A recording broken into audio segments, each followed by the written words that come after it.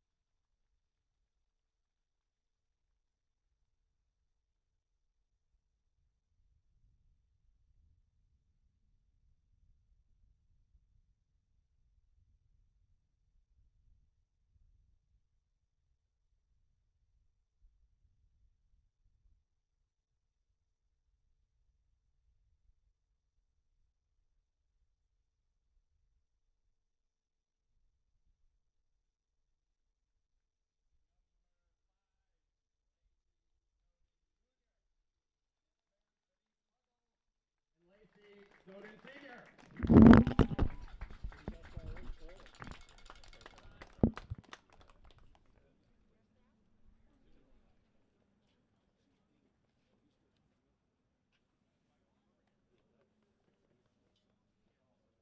Number 15, Hayes Rosado, and his parents, Kathy and Tony.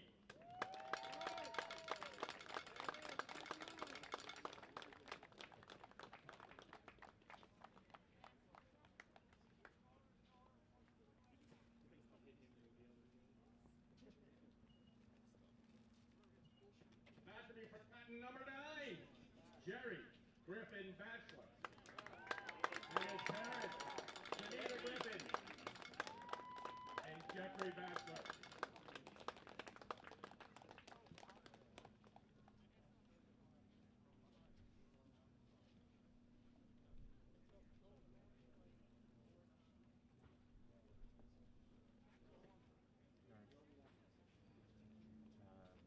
Number 18, Nick Naminsky.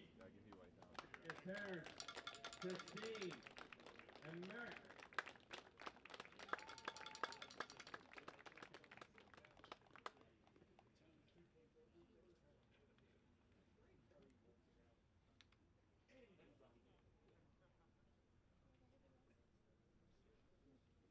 Number 20, Sean Lee.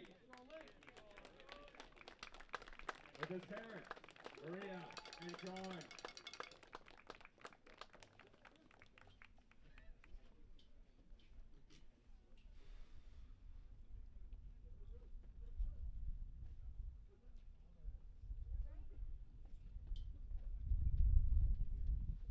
Number 35, Brian Kelly. With his parents, Kristen and Brian.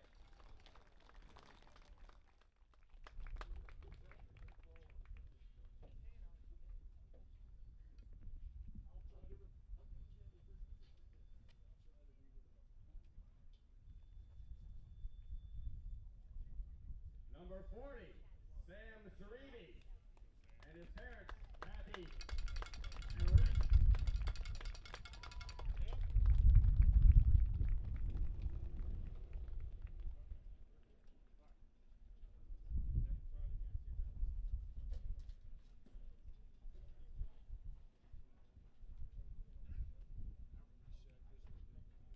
Number 51, Jeff Decker, and his parents, Anita and Jeff.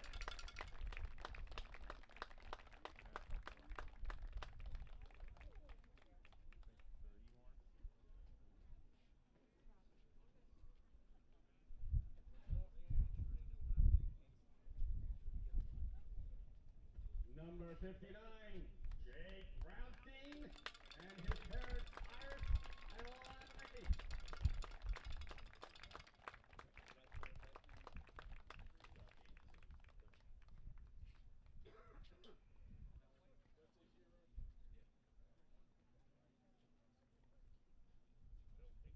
Number 66, Dave Savage, and his parents, Joan and Dave.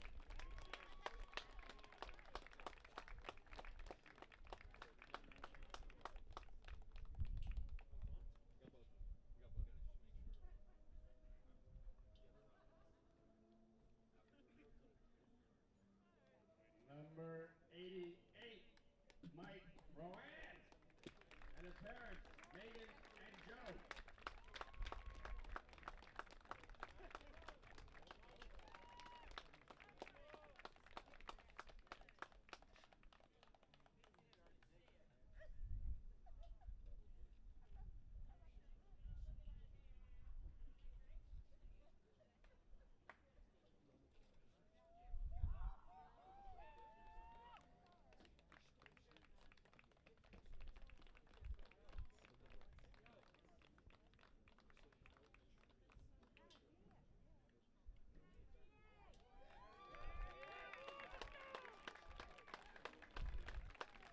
I'm good down here, right? Congratulations, seniors!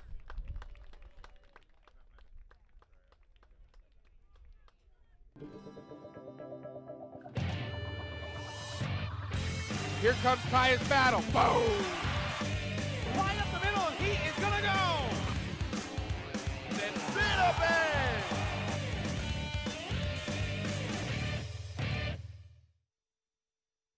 From Fort Washington, Pennsylvania, the 134th straight year that Penn Charter and Germantown Academy have done battle in the game of football.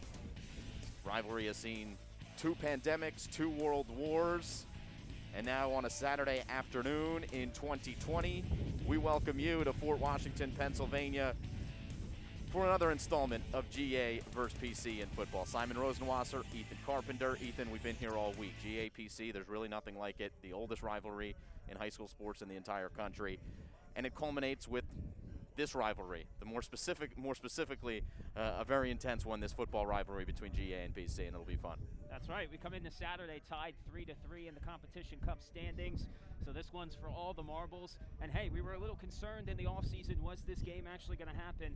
But both schools able to make it happen. Social distancing, everyone healthy, and we're ready to go. Should see some good football here today. Yeah, everyone has done a great job with the COVID guidelines, keeping everybody safe, specifically here at Germantown Academy. Obviously, doing the game here masked up, it's a new thing, but we're happy to do it. Players to watch, we're going to look at those here in a moment. Jerry Griffin, Bachelor for the Germantown Academy Patriots. Your players to watch brought to you by Williams Pete Associates. 49 receptions last year, and Ethan, he may have been, without COVID, the leading receiver of all time for GA. Yeah, Simon, he's your definition of a two-way player, right? Whether he's on the defensive or offensive side of the ball, he just makes plays. And last week, diving interceptions, over-the-shoulder catches. Jerry Griffin, Bachelor, definitely going to have a big game today. Aaron Mayone for the Penn Charter Quakers, a Davidson commit, a 4-year starter for Tom Coyle and the Quakers. Last year, 9 touchdowns and 572 receiving yards. He's a slot receiver but can get down the field quickly. He's very important for Penn Charter, especially today. Yeah, and sometimes your best defense is your offense, right? So Penn Charter can move the ball slowly here today, use Mayone to keep the Patriots offense off the field. Definitely a key to victory for the Quakers this afternoon. So we got to look at our players to watch, Jerry Griffin Bachelor and Aaron Mayone. Want to take the time to remind you that this broadcast is brought to you by Mercedes-Benz, proud sponsors of the 2020 GAPC football game. Mercedes-Benz of Fort Washington, Westchester, and Atlantic City, all located at yourmercedes.com.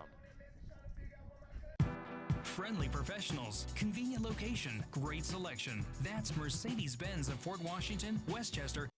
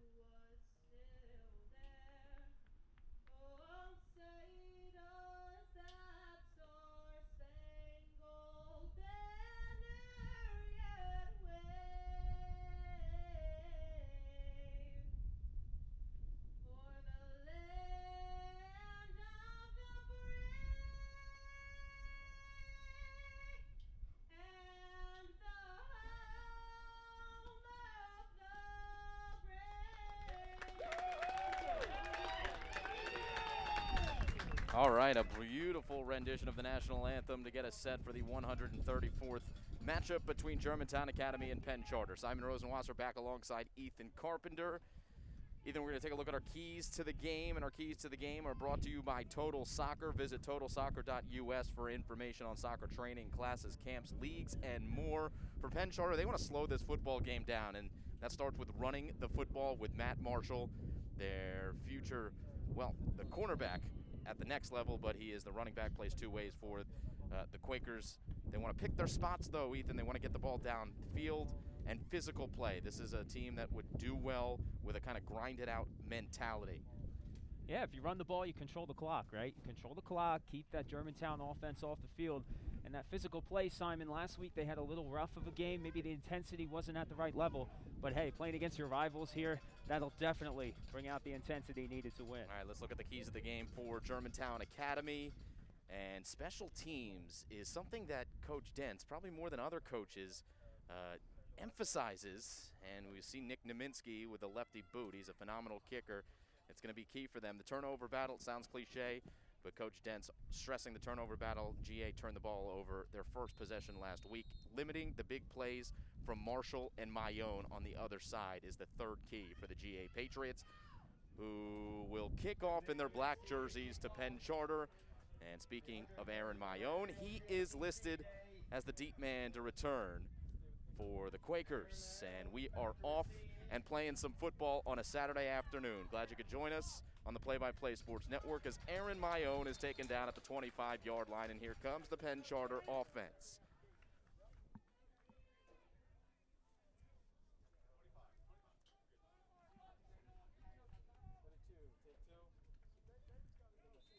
Penn Charter led by their sophomore quarterback, Colin Schum.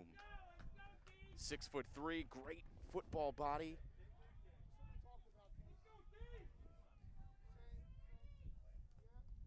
But is just a sophomore. And he takes the snap. They'll keep it on the ground on first down. Matt Marshall with the first carry of the game for Penn Charter. He's a physical runner, so you want to keep an eye on him today, lowering the pads, getting those short 4 or 5 yard gains. If those can pile on, expect some long drives for Penn Charter today.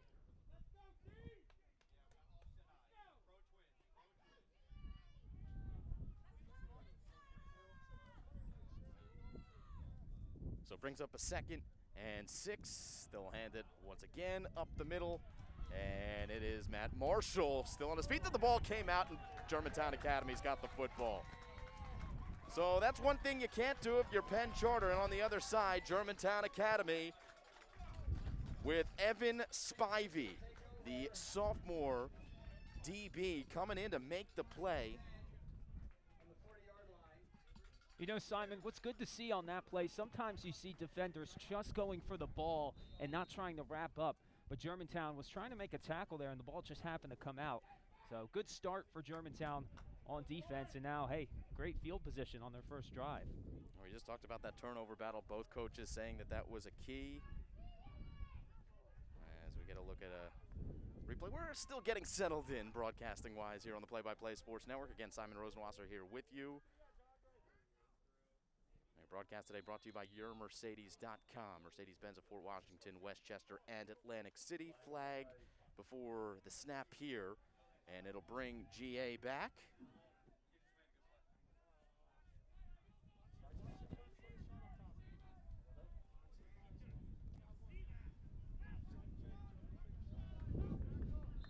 False start penalty, 1st and 15.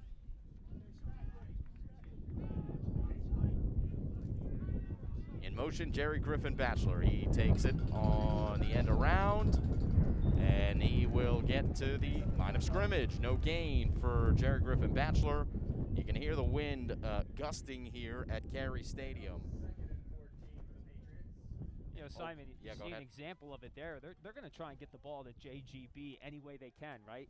Crossing the line of scrimmage on the pitch.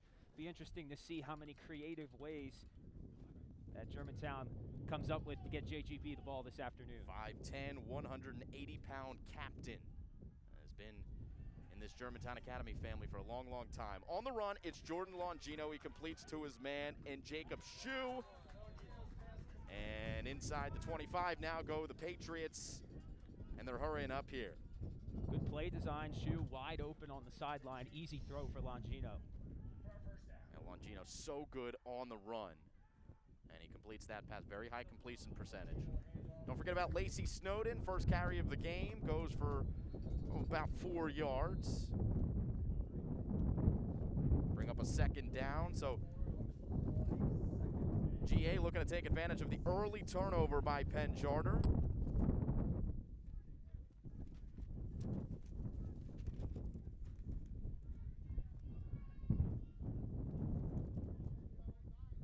And a little pitch to Lacey Snowden on the edge. Gonna be wrapped up. This will be third down upcoming. 3 Penn Charter defenders there to try to bring down Snowden. Tough running to get that extra yard or two. And making this third down a little more manageable. So it'll bring up about a 3rd and 7 here. Opening minutes. Jordan Longino, future Villanova Wildcat, just announced that a couple days ago for basketball, but he is ready to beat PC today. Focused as he rolls, throws, completes on third down right at the sticks. He finds his man and Jacob Shue. So nice. Shue with his second catch on the first drive of the game. Nice route there by Shue, knowing exactly where the first down yard marker was. Maybe got that first down by 6 inches, not that far at all, but hey, all that counts is the chains keep moving. So a third down pickup for Longino and the GA Patriots. Ooh, we got the pleasure of the wind dying down for just a moment here as Lacey Snowden dancing here, but he's unable to get past that stout front of Penn Charter. Ryan Reith on the line, got there first. See also Jerry Rulo, the linebacker, in there to stop Snowden for a gain of 2. Yeah, Simon, the wind stops, but that Penn Charter front doesn't, right? Good pressure there, able to clog up some holes on the offensive line and limited to only a 2-yard gain on first down.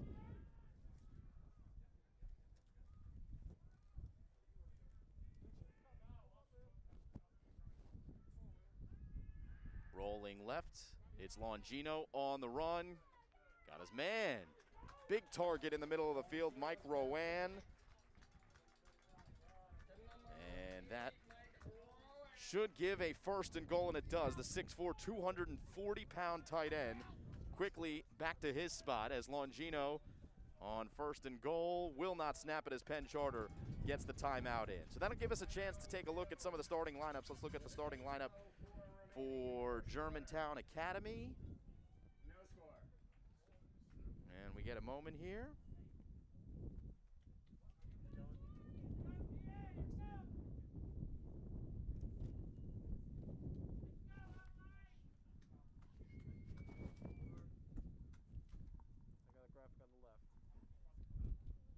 There you go, Latanze, Brookman, Decker, Savage, and Spinoza, the offensive line. Your tight end, Michael Rowan, Jerry Griffin Batchelor, Yazid Haynes, Jacob Shue, also active in the early going, Lacey Snowden, and Jordan Longino. Yeah, your starting offense. All eyes on JGB, but Michael Rowan at 6'4", 240, you saw in that last play. I do not envy that Penn Charter defense trying to bring him down today in the open field.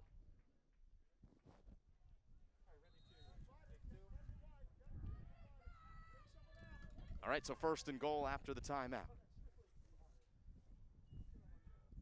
Longino fakes, keeps, touchdown, Patriots, 6-0 early on.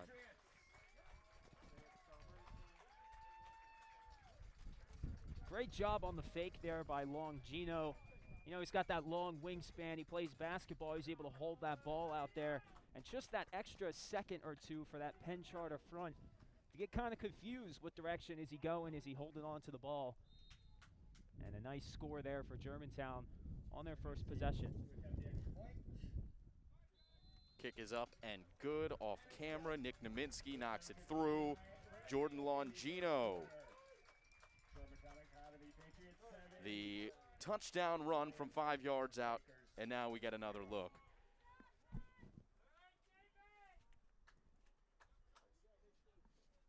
Your replays here in the first half presented by Blue Bell Periodontics. A great fake by Longino. Beats the man to the edge and scampers in. Got to be tough to get that angle at about the 2-3 yard line to try and just get in the front corner of the end zone. Credit to that offensive line for the Patriots as well, making that touchdown happen.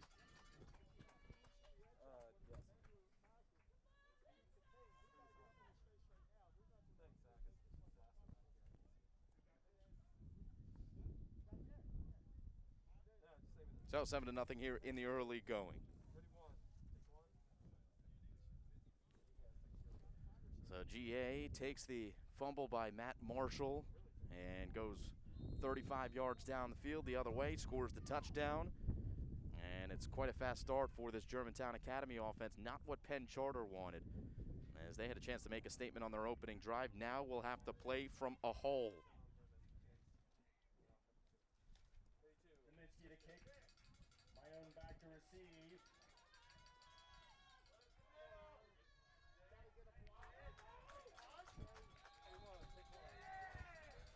Looks like brought down at the Quakers' 26-yard line. You can see special teams is definitely a priority for the Patriots. And especially, no missed tackles there. The first man to get to my own on the return brings him down. That's going to be key to not give Penn Charter good field position on their offensive drives today.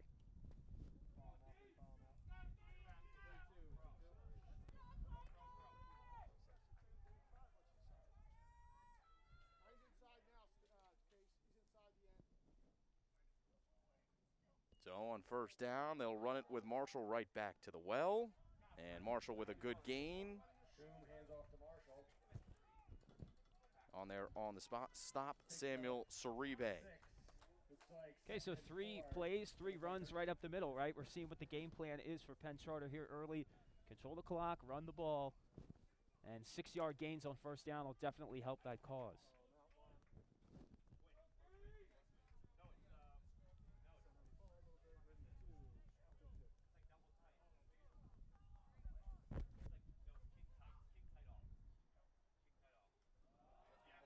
On first down, it's another run, and this time GA's got him in the backfield. Stop from Jeff Decker, the captain. Got a bright future ahead of him at the next level. Looking at some Patriot League schools. The captain for the Patriots, and he makes the big play here in the second quarter. But there is a false start against Penn Charter. So wipe away the tackle. I don't think they even officially run that play. Both these teams are amped up, Simon. You see a couple penalties here early on and a turnover.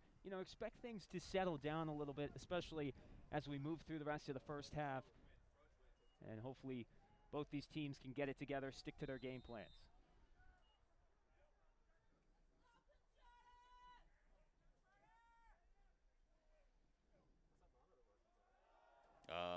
Handoff on second down. It's Matt Marshall again. GA looking like they've got the football. It might have come out. They say they have it. No indication from the referee. And it's another fumble by Matt Marshall as GA takes over. And Brian Allen comes up with the football. We talked about Brian Allen last week a lot because he made plays in all 3 phases of the game. Here on defense, making a play. Yeah, and I mean, he's going to step into that role on offense once Snowden's gone. But hey, if he's making plays on defense too, he's going to be a big-time player on both sides of the ball. And now Germantown in the same spot. Basically, they started their first drive.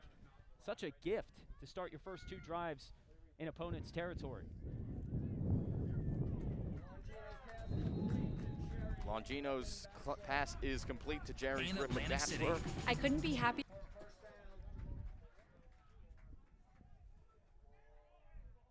As they hustle up to the line. On first and 10.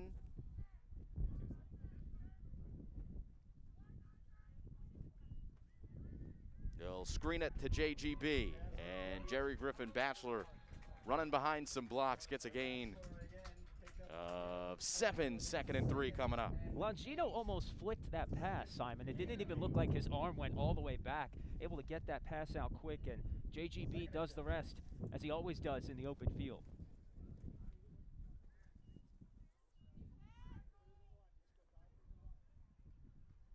A handoff to Snowden right up the middle, and Snowden dragging tacklers inside the 5-yard line. Once again, Germantown Academy knocking on the door here and trying to take control of this game. 2 Penn Charter fumbles. GA has already burned the Quakers for a touchdown on the ensuing drive, and now working on the same result here after the second fumble. That run courtesy of the trenches, right? That hole was wide open. Snowden took advantage.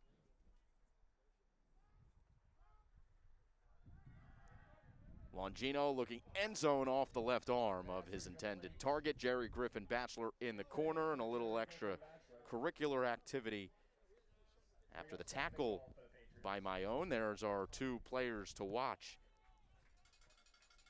squaring off there in that play. And Ethan, Jerry Griffin Bachelor, he's so talented. But one thing we saw last week, did have a personal foul penalty, and he's got to keep his, as we get another look on the replay. There it is. It's a hard hit from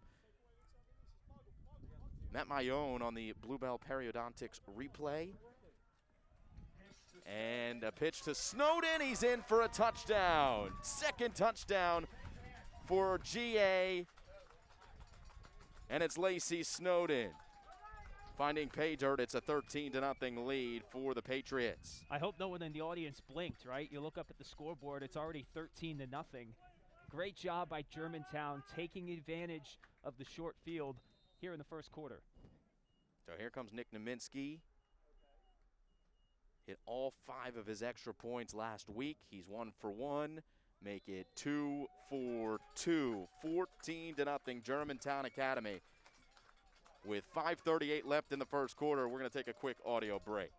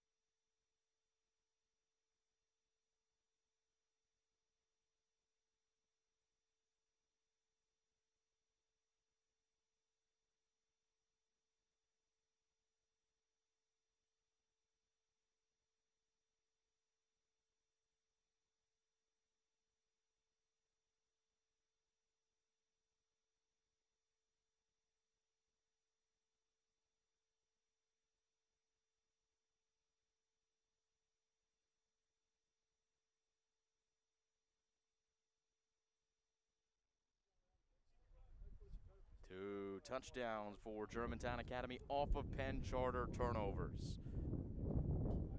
And Nick Naminsky, leader of the special teams unit, well, at least the one who will have everybody else follow his lead as he lines up to kick and start to make his move.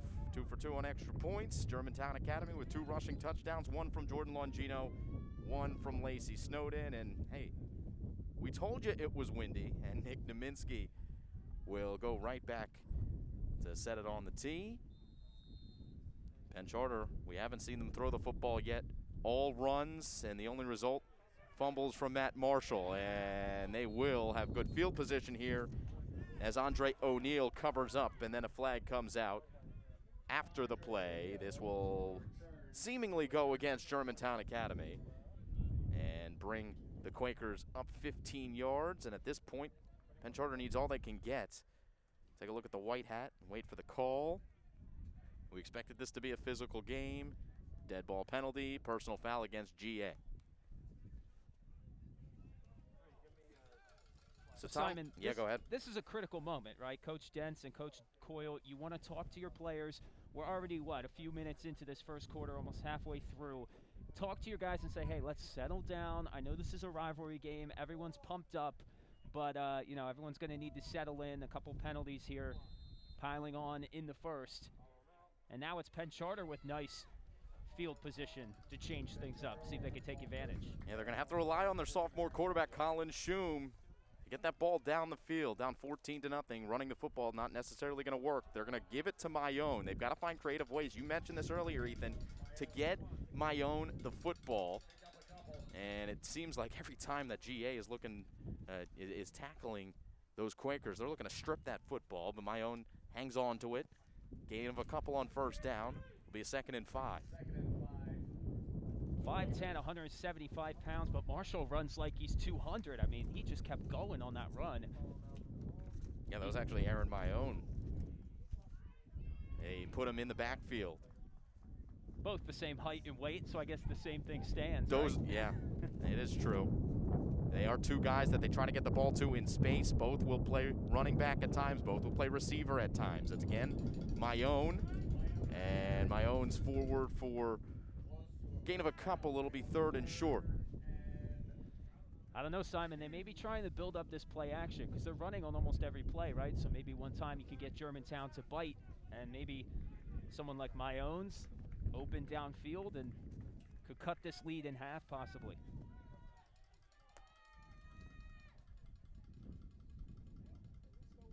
Important drive here for Penn Charter, down by 2 scores already here in this one. On 3rd and short, it's Mayone. He's got to turn upfield, and he is stopped in his tracks. Behind the line of scrimmage, play made, Spivey. Samuel Saribe, the 6', 200-pound linebacker. His first year playing football, and he's turned some heads, won the starting job. And we get another look. GA showing pressure. The Bluebell Periodontics replay here in the first half. Great pursuit. I mean, everyone running after the ball. They knew exactly what was coming from Penn Charter. And a good job by that Germantown defense to stop a 3rd down. JGB with a fair catch. Inside his own 30-yard line.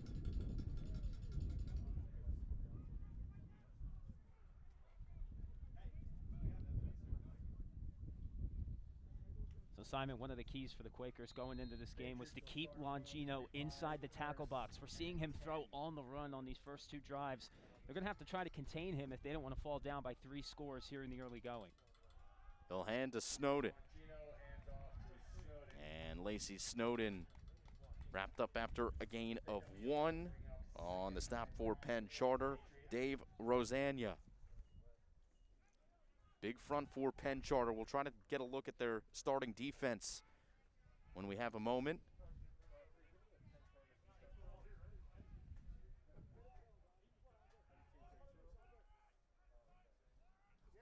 Second down and 10, Longino rolling. Wants to run, took a hit, throws, and almost grabbing that one with one arm. Those big mitts, the big right hand of Mike Rowan, but they could not complete. So Penn Charter forcing a 3rd and 9 with this defensive front. And the big guys, Needham, Palazzo, and Reith are your 3 guys that will be plugged in the middle. 4 linebackers. They play a 3-4. Rulo, O'Neill, Comatalo, and Larrabee. Matt Marshall and Aaron Mayone playing the defensive backfield under head coach Tom Coyle, a defensive-minded coach.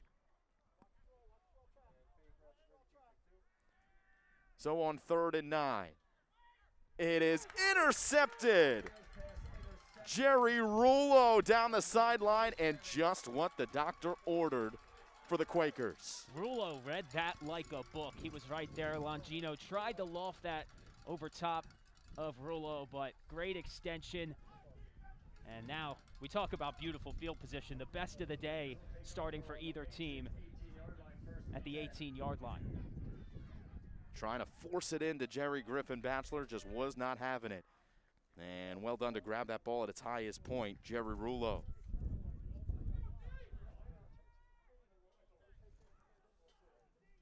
So a huge turning point here in the first half.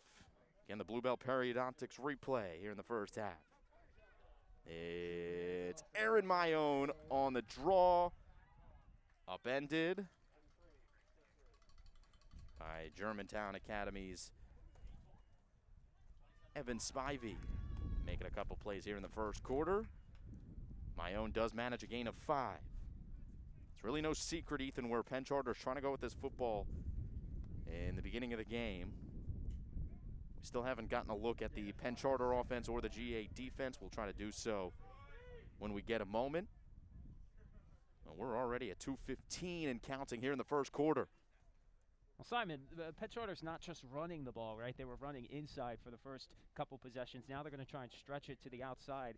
And when you have a guy like my own on your team who has that breakaway speed, you can afford to run outside the tackles like that. They will hand on second down. It's Matt Marshall receiving the carry, getting a little bit of a break, but they need him to be successful. Marshall already with 2 fumbles, Ethan, but they need him to carry the rock and carry it for some yardage and potentially some points if Penn Charter is going to win this game. So they got to get him back in a rhythm. Bring up a 3rd and 3. There's Marshall on the left, my own on the right off screen, and the big offensive line for Penn Charter set on this 3rd down play. Here comes the pressure, and it is intercepted by the captain, Jeff Decker.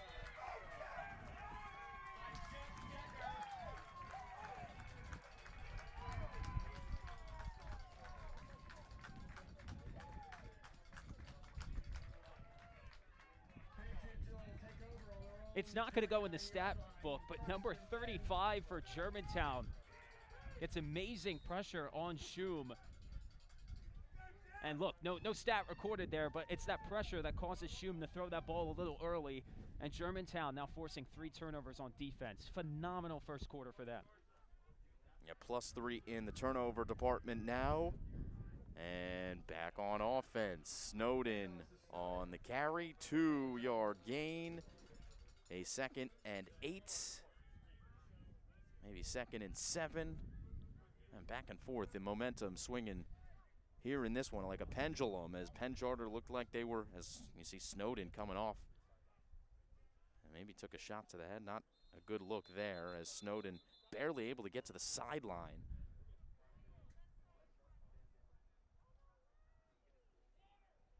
So it'll bring Brian Allen into the play. But the bigger concern right now is Lacey Snowden. 2-time offensive MVP for this Germantown Academy team. And he's really become a true all-around back with Trey Vance departing last year. He's the Thunder, he's the Lightning, he really can do it all. And Snowden, one of the captains on this Patriots squad, down on the sideline, 5'11", 190. And we hope that he can get back up. We're going to take a quick audio break, and we'll come back in a moment.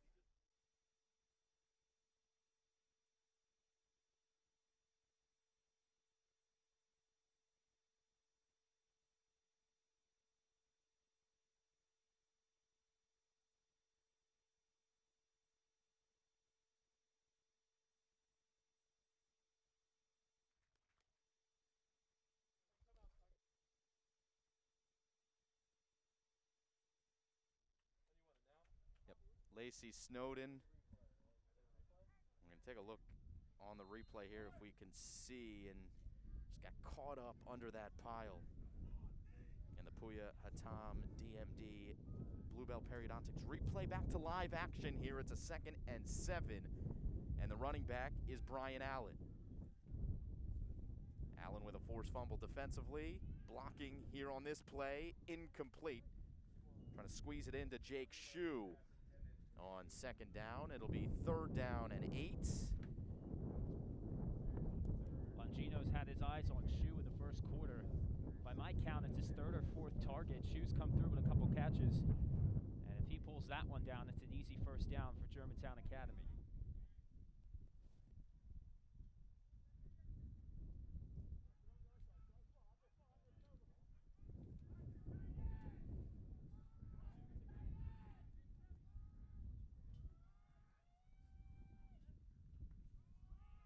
Third down. It's Longino on a run. He's not the fastest quarterback. He obviously is very athletic, knows how to use the field that's given to him. But in terms of like brute speed, if that's even a term, he doesn't necessarily have it, but he is so good at taking what the defense gives him. It's going to bring up a 4th down, and GA has got the punting unit on the field. 4th and 3. First time we've seen GA punt in the last few games, and now I thought it was a little curious that it's possible they might go for it here. 4th and 3. And Penn Charter's got to be waiting for it, but they will boot it, and it's a good punt. Jake Shue will get the roll all the way inside the 10. Will it check up? My goodness. Right inside the 5, and GA almost had a chance as Mayone accidentally kicked it. So GA could have picked that ball up, gone into the end zone for a touchdown. That's a live football. But at the very least, look at where this ball checks up on the Bluebell Periodontics replay. See there, Mayone getting tied up at the 5 and had the presence of mind to jump back on top of it inside the 1. But we talked about special teams and turnovers as 2 keys to the game for Germantown Academy, Ethan, and they're already coming to fruition. Well, I mean, we didn't bring it up, but Mayone, great awareness to grab that football. I mean, if that football doesn't fall out of bounds and Mayone doesn't fall on it, I mean, it's dangerous for Penn Charter. GA could have took it over at the 1-yard line.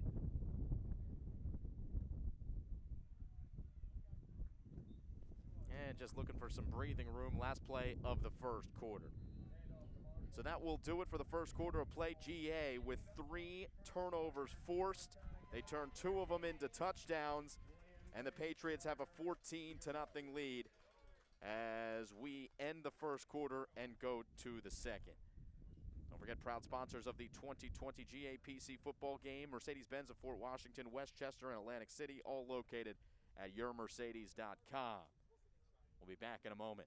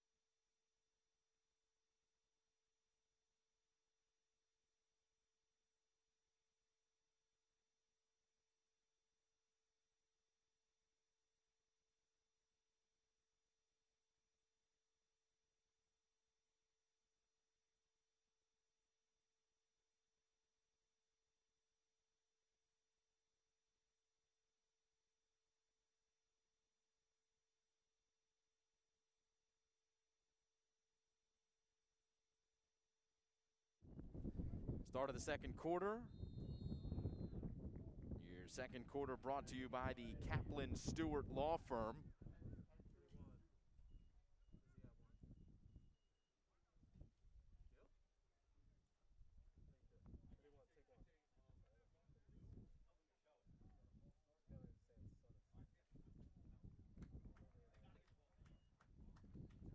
Kaplan Stewart Law Firm bringing you the second quarter of action between Germantown Academy and Penn Charter.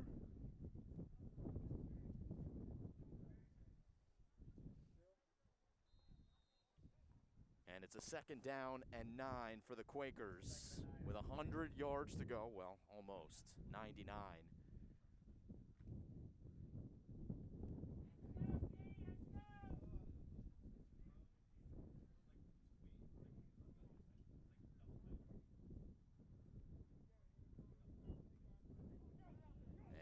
On 2nd down, it's a good run for Marshall. Breathing room and close to that 1st down yardage.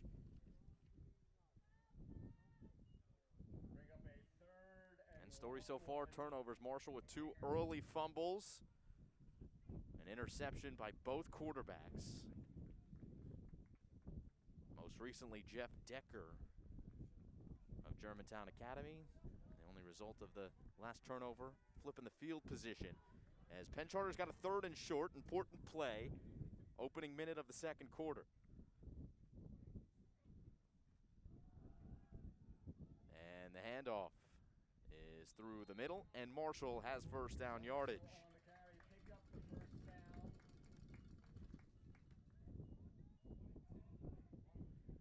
Matt Marshall, 5'10", 175. He is on the right side, number 3.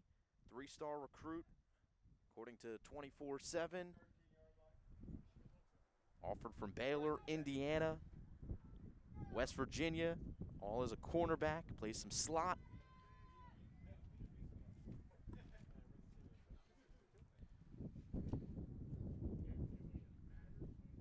First and 10.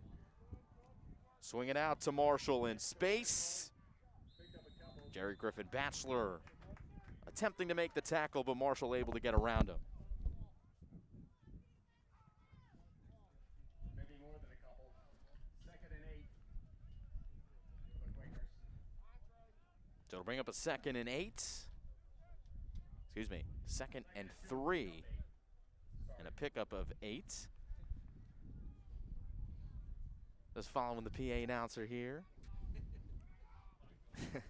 14-0. Patriots and Quakers. 134th installment of GA versus PC. And a handoff to Matt Marshall, 4th carry of the drive. Seems to have enough for a first down. At some point, the Quakers are going to have to move the ball upfield and stretch the field. This is a very good secondary of Germantown Academy, though. You have to be careful throwing the football. Well, look, a 14-point deficit in the second quarter. It's not insurmountable, right? You could still stick to the game plan. But it's going to get to a certain point where Penn Charter is going to need to take some chances if they want to stay in this game and get back into it.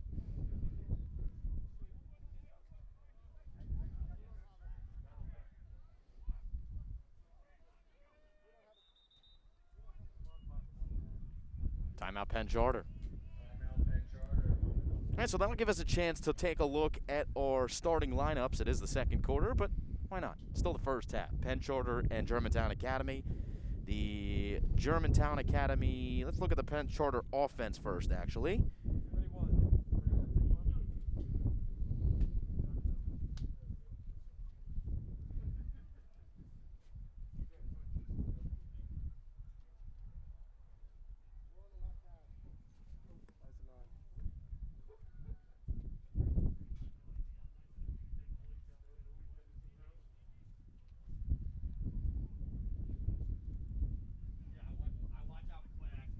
Same guys we talked about on the defensive line, Palazzo, Reith, and Needham, all on the offensive line. Tyler Needham, the left tackle, Andre O'Neill, the tight end, Aaron Mayone, Colin Mishner, and Davin Barnett. The wide receiver position, Matt Marshall, of course, the halfback, and Colin Shum, the sophomore quarterback, coached by offensive coordinator Chris Rayhill, who's coached a number of good quarterbacks at Penn Charter, especially recently, Kyle Jones, Michael Netkowski, and he's got a new guy in Colin Shum who he's going to develop. Simon, Germantown Academy is going to have to watch that backside. If Colin Shum holds on to that football, there is no one there to bring him down. That's an easy 20, 25-yard gain. Just like you need to watch out with Longino at the quarterback position on those fakes, Shum just as dangerous with his legs in the open field. Let's get a gain of 4.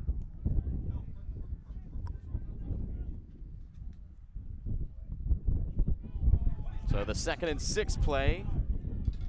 And right on cue for you, Ethan, saying that Shum has got those legs that can make some things happen. He gets a gain of about 3. There is a flag on the play on the far side.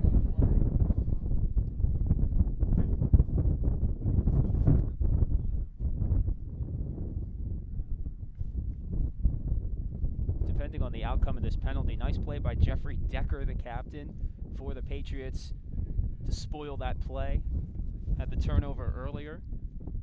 Playing well for this Germantown Academy defensive line today.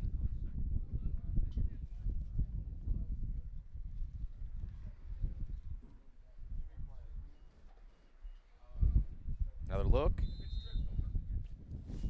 on the Blue Belt Periodontics replay.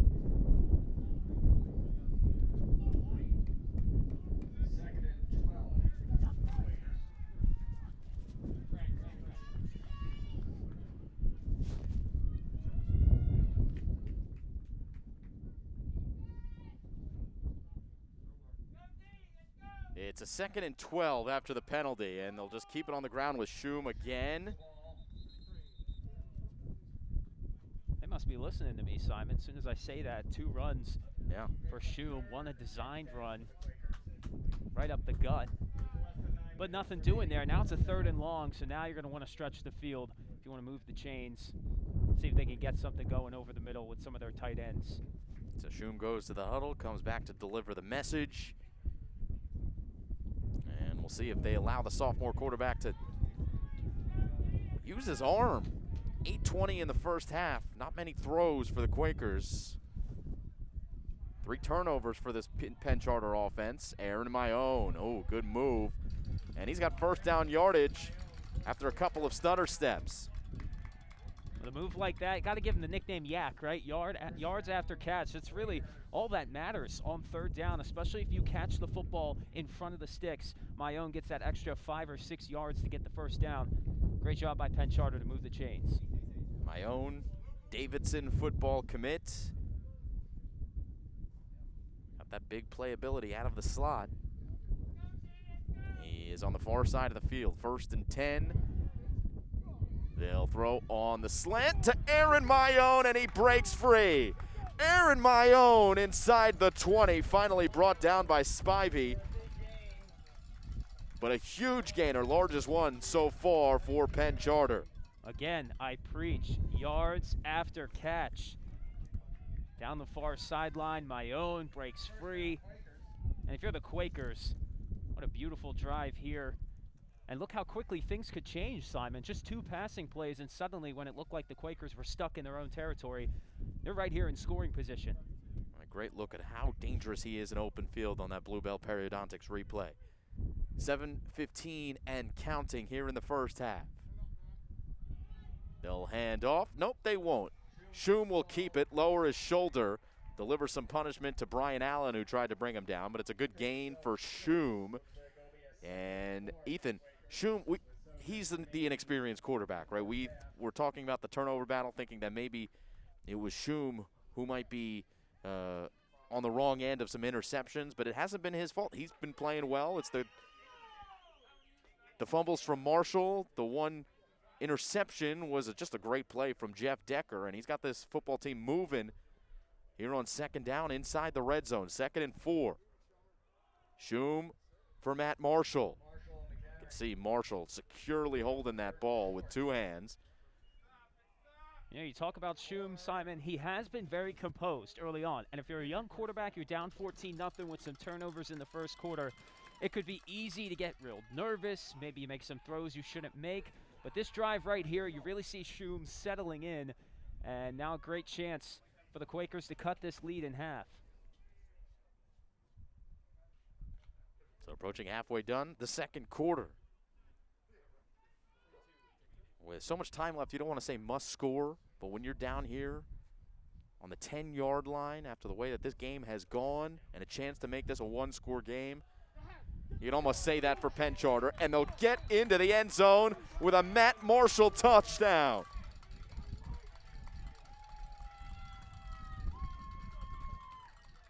So if you're that Germantown Academy defensive front, right, you have Mayone and Marshall, who's getting the ball.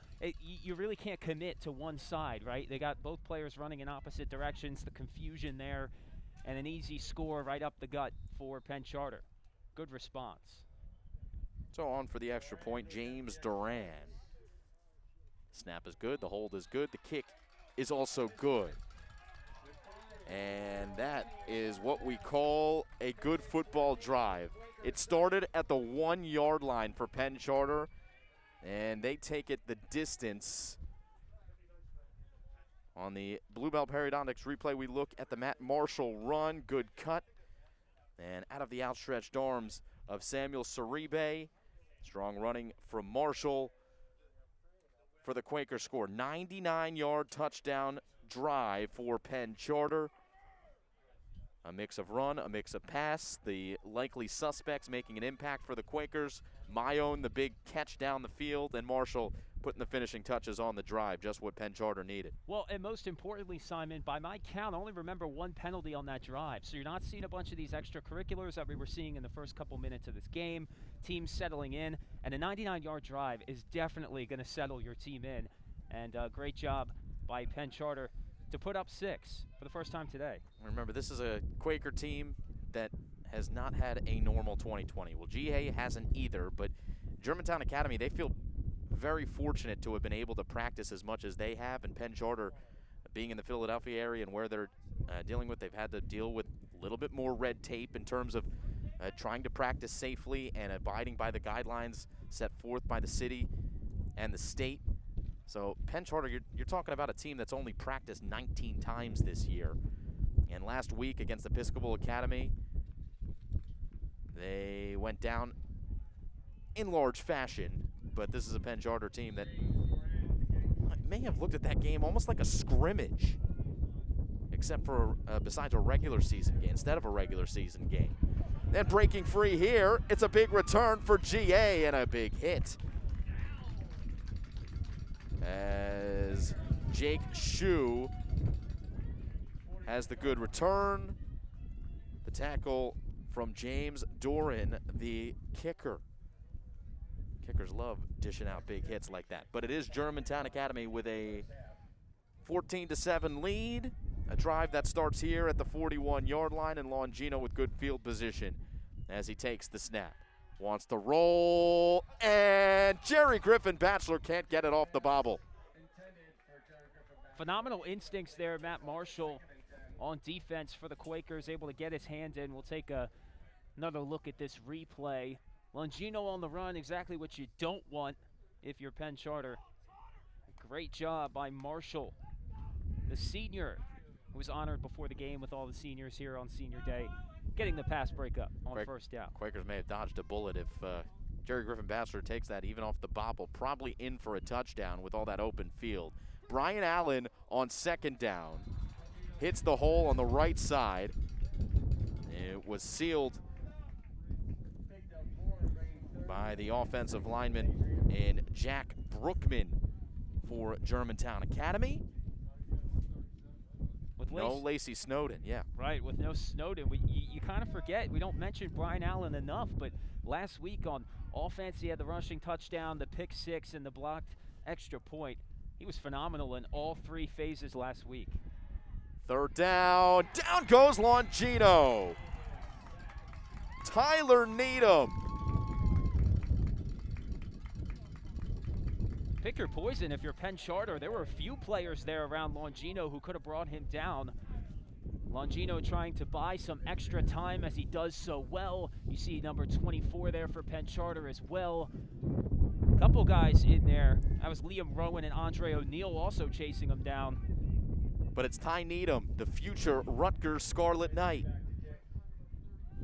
That's my school. It is. Knew you would like that one.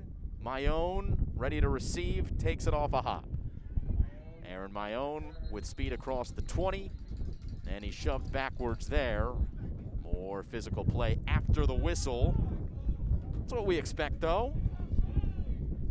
Nothing over the top there, right? Just a little extra pushing at the end of the play. You don't want to see anything get out of control. But now the energy on that Penn Charter sideline starting to come back. They got a chance to tie this thing up here.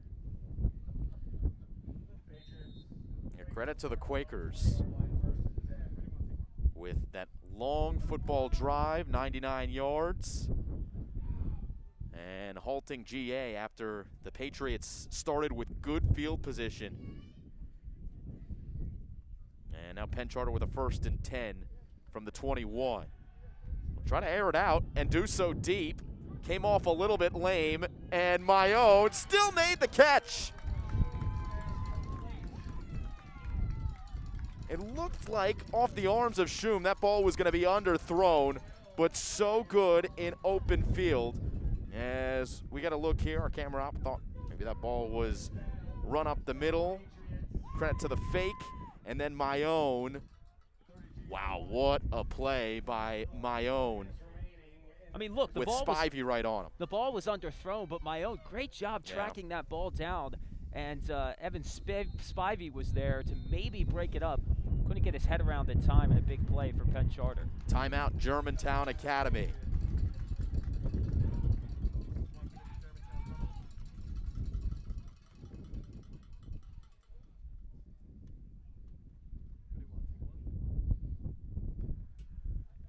Hannah Marion Law Firm halftime show coming up. We'll have some coach interviews for you. We're going to do our best to get that out down on the field. We do have highlights from each GAPC game. Ethan, I know you had a good time putting together a highlight package of all of the games we've seen. And then, of course, a first half recap of as well. But certainly stay with us for halftime on the Hannah Marion halftime show. And it's been a phenomenal week, Ethan, and I've certainly enjoyed it. I'm guessing you have too. Oh, it's been a lot of fun, really seeing this rivalry up close. Obviously, Wednesday we got rained on a little bit, and then Thursday we got to go inside in the pool for some water polo, which was great to get out of, what Mother Nature was giving us on Wednesday. But no, these two teams really going at it all week, tied at 3 in the standings going into today, and setting up a big game here, and it hasn't disappointed thus far. Penn Charter down 7, and room for Matt Marshall. Breaks a JGB tackle. And he hangs on to that football inside the 15-yard line. Matt Marshall putting him on skates. I mean, I almost got a little dizzy up here. Check him out after this run in the open field. Puts on a little dance there. Look at that. Right here. Oh, man. Yeah, it gets you dizzy looking at it. I would not like to try and bring him down there in the open field. Nice job by Marshall to pick up the first down.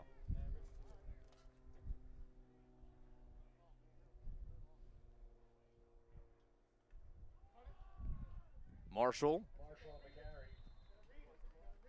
Short gain on second down.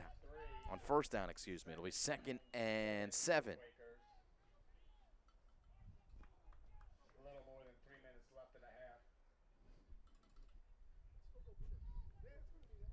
Another good drive here for Penn Charter. Inside 3 minutes. Resilience from Tom Coyle's team. Taking a shot to the mouth in the first quarter, down 14-0. Turning the ball over 3 times, but still on the verge of tying this game up. Mayone won't get positive yardage here as the tackle is made by Germantown Academy.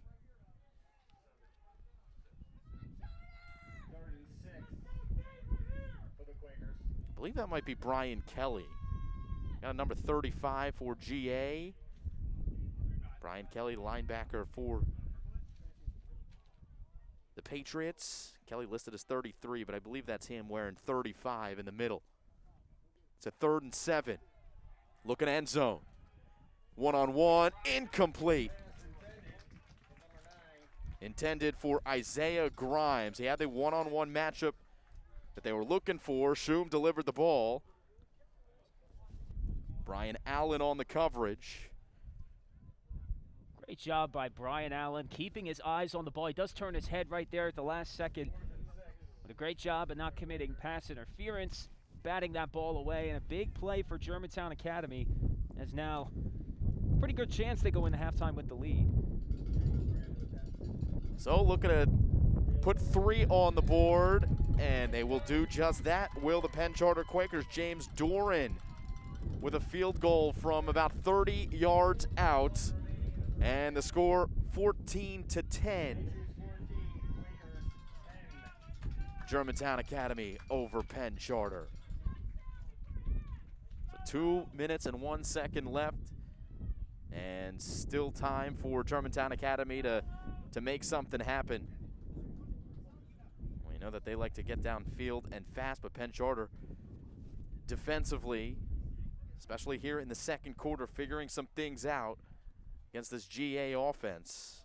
The defense has played well. Really, you could just say, Ethan, that you give the Patriots a short field a couple times, they're going to make you pay, and that's what happened here so far. Well, yeah, and it's a really interesting situation here for Germantown Academy, right? If you have the ball now, do you run the ball and try to run the clock out? Or if you take a chance and you throw the ball on 1st, 2nd, and 3rd down, Penn Charter could get the ball back with substantial time to maybe take a lead going into the break. Talk about a momentum shift if I've ever seen one. So it'll be a key last 2 minutes here in the first half. Jake Shue on the return. Flag on the field. Shue out of bounds at the 40. Might have been a hold there. We'll see what the call is, but that'll definitely change how things look here on this drive for the Patriots.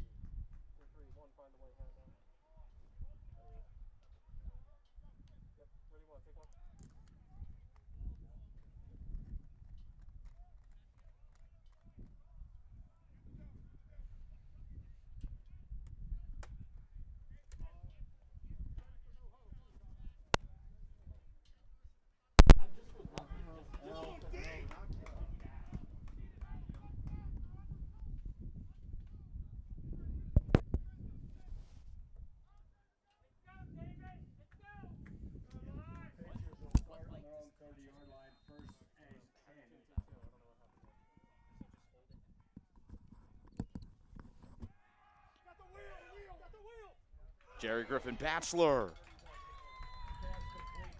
on the wheel route is stopped. Nicely done, Matt Marshall on the tackle. There is a gain of 6 on the play.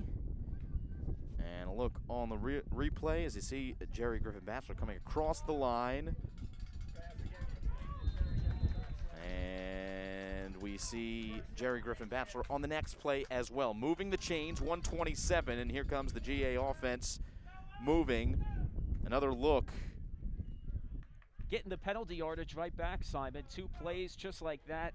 JGB helps out this Patriots offense. And now they got a chance to add some points before the half. Back to live action. On 1st and 10, they got a man open in the form of Jake Shue, and he delivers a stiff arm. May have stepped out of bounds, but the chains move again. That's a man's move right there. And now 3 plays. Start taking a few shots to the end zone. Still a minute 10 left, so clock stopped. A great job by this Patriots offense through the air after they established the ground game earlier.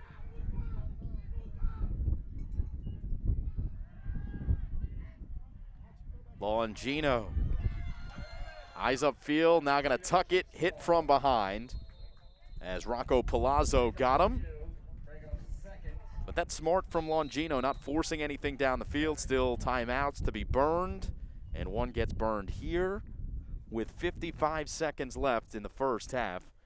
GA and PC will talk things over. Ball spotted at the 34-yard line. We've got a 2nd and 7 upcoming for Matt Dentz and the GA Patriots.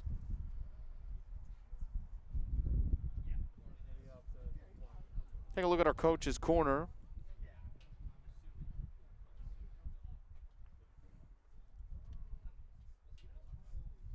Matt Dentz, the head coach for Germantown Academy, played at King's College. He was a long snapper there, which would indicate why, or would tell you why special teams is such a priority for GA. Also was the special teams coordinator at Yale University for a few years. And you see some of his stints, head coach here at Germantown Academy since 2012. 9-year tenure as the head man for GA and doing a phenomenal job. His Patriots line up for a 2nd down and 7. 2nd and 7 with less than a minute remaining in the first half. What's great here, Simon, time is not a factor for Germantown Academy. Everything manageable. Whole playbook's open here. Longino rolling. Throws incomplete. A little short of his intended target, Spivey. And it brings up a 3rd down. Not sure if the wind had an effect on that delivery from Longino. Looked a little wide left. The ball kind of died as it got to Spivey near the sideline. Now a huge 3rd down here for the Quakers. See if they can get a stop. Yeah, Longino at times is like the high school Mahomes throwing on the run. That time did not come off as he would like it. Does find the open man here, and it's Mike McGee. First catch of the game for McGee, the 6', 190-pound junior. And it's enough for 1st down yardage inside the 25-yard line. Remember, the Patriots do have a dangerous leg of Nick Naminsky, so they are in field goal range. A guy that hit a 48-yard field goal last year against Episcopal Academy, and they're well within the lefties' range here in the final minute of play, but still a 1st and 10, and the Patriots want a touchdown. Longino looking, end zone, knocked away. My own got a hand on it. Again, it was Spivey, the intended target. I really like Evan Spivey, do the Patriots, but this is really good defense by number 7. Yeah, it's really hard to throw in the double teams, obviously, Simon. You see that throw there by Longino. I mean, he put it in a decent spot. I'd chalk that up to better play on defense by my own. Not really in a position to where he could have intercepted it, just barely got his finger on it at the end. And you live to fight another down. 2nd and 10. Throwing end zone well over the head of Jake Shue. And incomplete on 3rd down. Shue's been one of those do-it-all guys for GA. Great junior wide receiver, shows up, plays hard every single day. Does the things that the coaches love. 3rd and 10.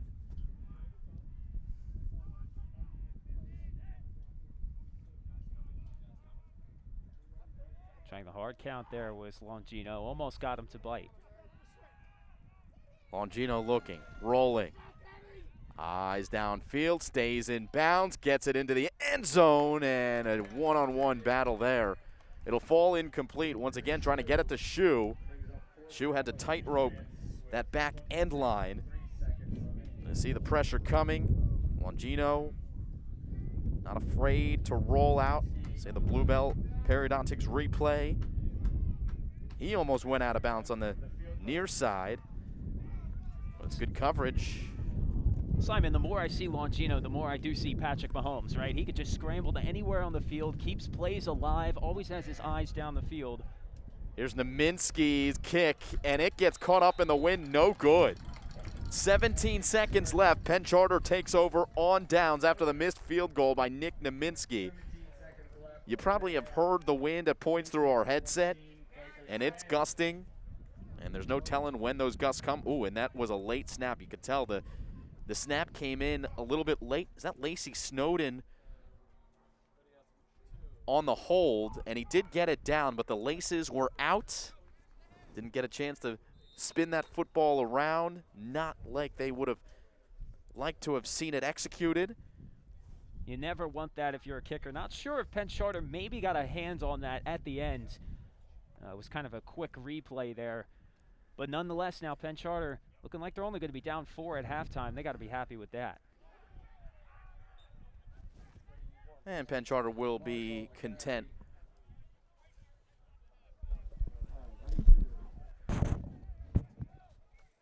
With that 4-point deficit as we head to halftime.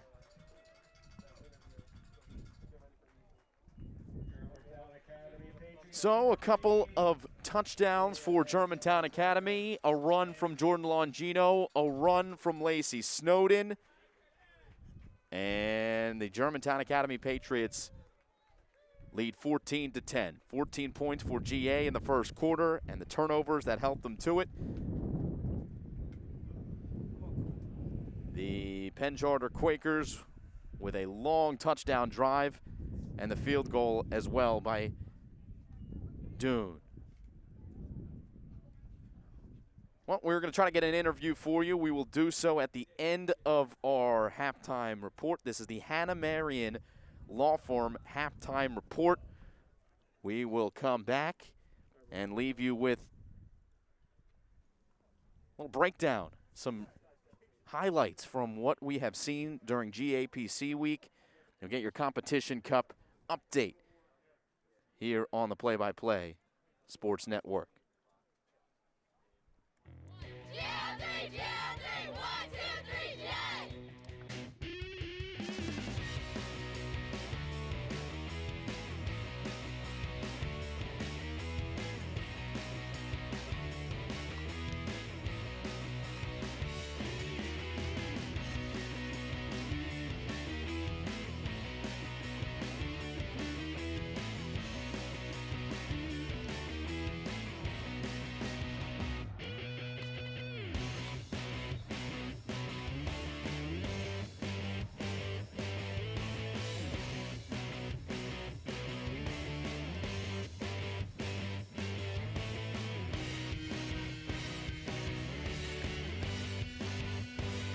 How does it make you feel that you won MVP?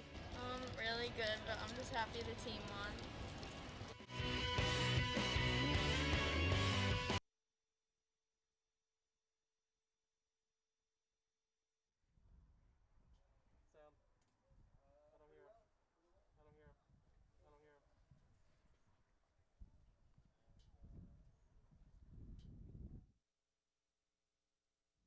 And we apologize for the audio difficulties here. We will hand it back. You see Matt Dents talking with Ethan Carpenter. Unfortunately, having those audio difficulties, so we're not able to hear his responses. And we will take a step aside, go back to that recap video here at halftime.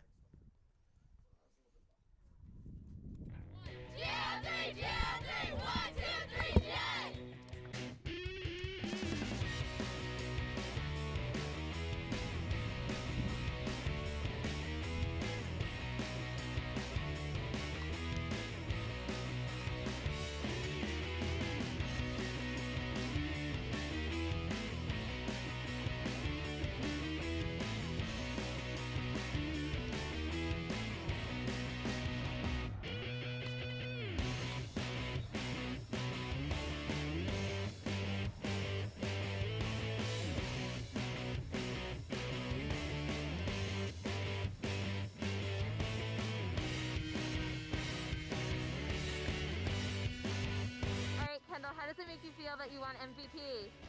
Really good, but I'm just happy the team won.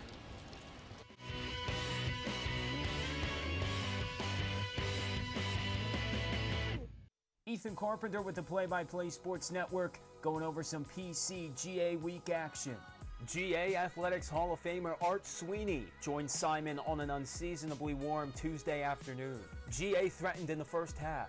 Beautiful ball from Sean Lipschutz as he finds Shane Connolly off the set piece, but a better save by Nick Pericelli of Penn Charter to keep it scoreless at the half. When the goals came, they came quick. First up, Sean Lipschutz with a little over 22 minutes left puts GA up 1-0. But the Patriots want more. Nick Venziale adds to the tally to put the Patriots up 2-0 late in the second half. But everything's better in threes. Christian Combs off the rebound, buries one in the back of the net, and it's a 3-0 win for GA over PC. Sean Lipschutz wins MVP, and Augie Smith wins recognition as he played well for Penn Charter. After Tuesday's action, GA holds a 2-0 lead in the Competition Cup. Day 2 right back at Cary Stadium. Class of 2020 former GA girls soccer captain Elizabeth Van Blarkum joined me in the booth. The driving rain didn't affect any offense early on. Senior Kate Hoy got things started early with a breakaway goal, 1-0 Quakers. Hope he didn't blink because 1 minute later, Paige Lugosi answers to even things up at 1. But Penn Charter comes back with a little teamwork. Kayla Bradby delivers a nice ball to Madeline Shoup, and Shoup puts Penn Charter ahead 2-1. So what do you do when you have a lead? You build on it, and that's exactly what Janae Stewart does here, putting Penn Charter ahead 3-1, and that ends up being our final score. Penn Charter girls soccer gets the first win of the week for the school. Caitlin Hoy gets MVP honors, and they draw to within 2-1 in the Competition Cup standings. Let's move across campus on a rainy Wednesday evening, shall we? 36-year GA field hockey coach Ginny Hoffman joins Simon on the call for some field hockey. Claire McMichael inserts the penalty corner and then uses insane concentration to deflect the ball out of the air and into the corner of the net. GA led 1-0 at the half. Goaltender Zora Johnson made a ton of nice saves, like this one right here, to keep Penn Charter in this one down the stretch. And then Penn Charter broke through. Junior Amanda Ehrenholt's able to sneak that ball into the cage, and it's a whole new ball game as Penn Charter ties it up at 1. Tie game, Patriots on the attack, and guess who? Claire McMichael comes through with her second goal of the game, and her 2 goals were all the Patriots needed to take a 2-1 win over the Quakers. Senior Sophie Town wins MVP for her strong all-around play, and GA increases their lead in the Competition Cup 3-1 after Wednesday's games. Out of the rain and into the pool we go for Thursday's action, as I was joined by former GA boys water polo captain Will Martin for a doubleheader from Edwin M. Levino Pool. First quarter action from the girls' game. Penn Charter got off to a fast start. Meryl Gadsden puts in the feed from Darby Visco here, and the Quakers extended their lead in the first quarter 4-1. But GA continued to fight. Charlotte Harabin connects on one of her 2 goals in the first quarter here, trying to build momentum for the Patriots. Senior Camille Weiss put an exclamation point on a phenomenal second quarter for the Quakers as they outscored GA 5-0 to give themselves a nice halftime lead. Both sides played great defense in the second half, including right here Ruby Singer with a nice save and goal for Penn Charter as the Quakers would hold on and defeat the Patriots 14-2. Simone Perry won MVP for Penn Charter behind her 2 goals, and all of a sudden Penn Charter now only down 3-2 in the Competition Cup standings. The boys got the second half of the doubleheader going, and Penn Charter goalie Henry Davis was more than ready. The junior keeper rises up to deflect a laser shot from Patrick O'Hara. We remain tied at 1. Patriots created some separation in the second quarter. Aiden Walsh was a huge reason why. He scores here off a rebound, and later in the quarter, he throws in a rocket for a goal. He finished the night with 3 goals, and the Patriots led 8-5 at the break. But the Quakers came roaring back. Sophomore Juan Tovar was phenomenal in the second half, scoring 3 goals, including this one to break an 8-8 tie. Penn Charter took its first lead since it was 1-0, and there was no looking back for Penn Charter. Max Enger puts in one of his, count 'em, 6 goals on the night to cement the Quakers' win. Enger went on to win MVP for PC, and a successful Thursday sweep for Penn Charter leaves us all knotted at 3 games apiece headed into Saturday's action.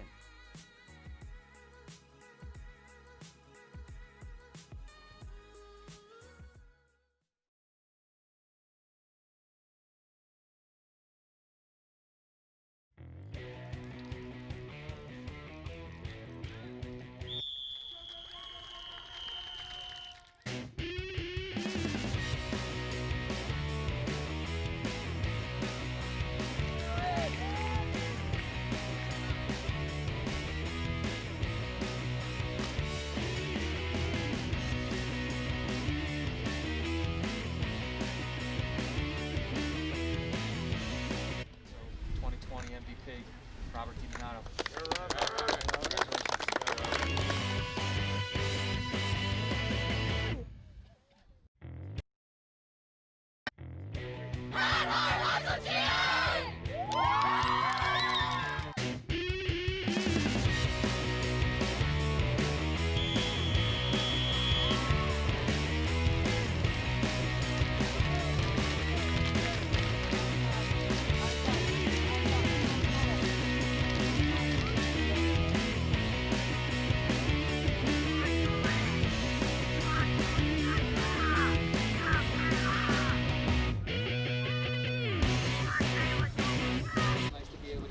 Where it belongs. This year's MVP, Julie Gonzalez.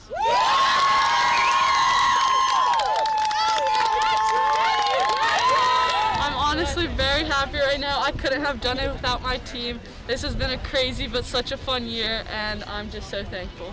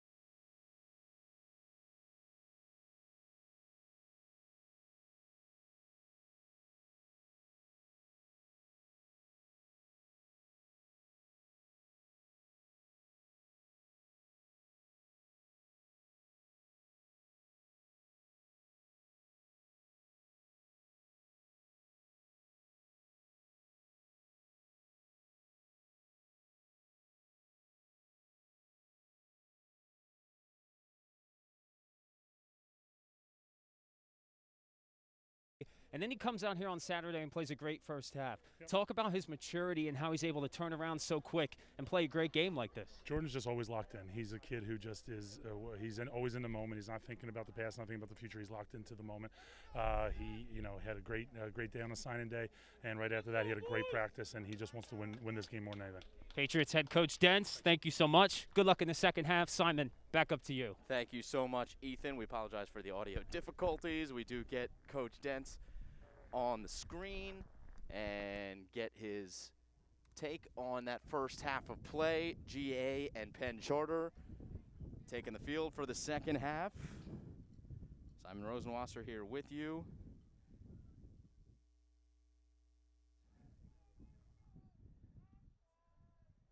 As it'll be Germantown Academy who receives.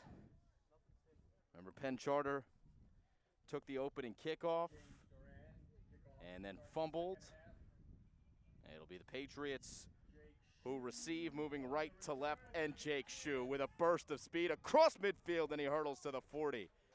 More good field position for Germantown Academy as Jake Shue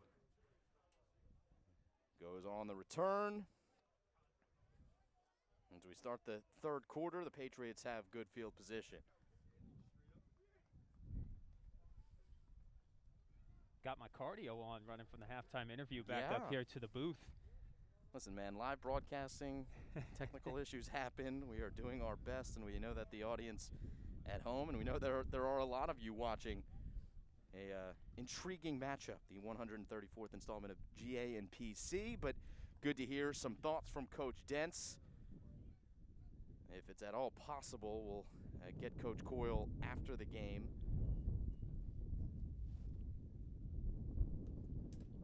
But back to football. It'll be a 1st and 10 for GA. Your takeaways from the first half, Ethan? Well, look, Germantown Academy got off to that great start, 14-0, and Penn Charter really hung in there, obviously behind the legs of my own. He was able to catch a few balls in the second quarter on that 99-yard drive. And it's a whole new ball game now, 14-10, and really starting from scratch here in the second half. After some shaky play with penalties and a lot of intensity early on, things have really settled down, and it should be a great second half. Well, Penn Charter figured some things out defensively in that second quarter. Let's see what happens here at the start of the third. Lacey Snowden, good to see him back in there. He did come back at the end of the quarter to hold that kick that was missed by Naminsky at the end of the second, but took a shot to his neck, and he looks like he's been doing his neck exercises over the last few minutes, and he's back in there for the Patriots running the football.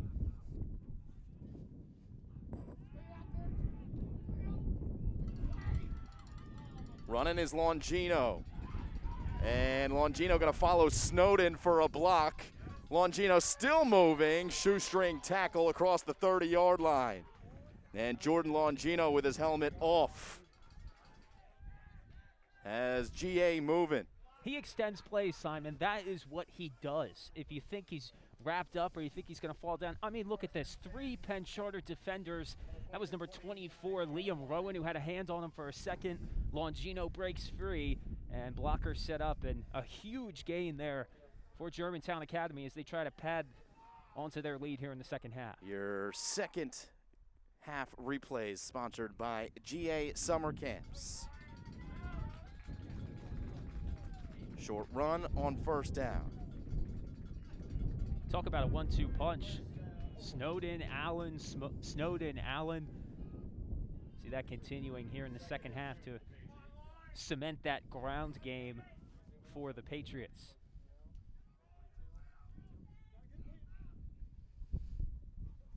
Longino, second and short.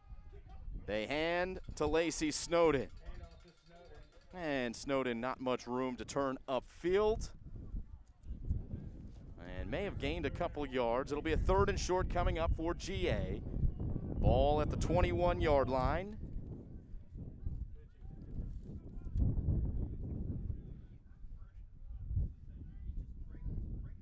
On the doorstep of the red zone, Simon, this is where the money's made. This is where you got to cash in. Snowden alongside Longino. It's Lacey Snowden on the draw. Hole was there for at least a couple yards. That's all the Patriots needed.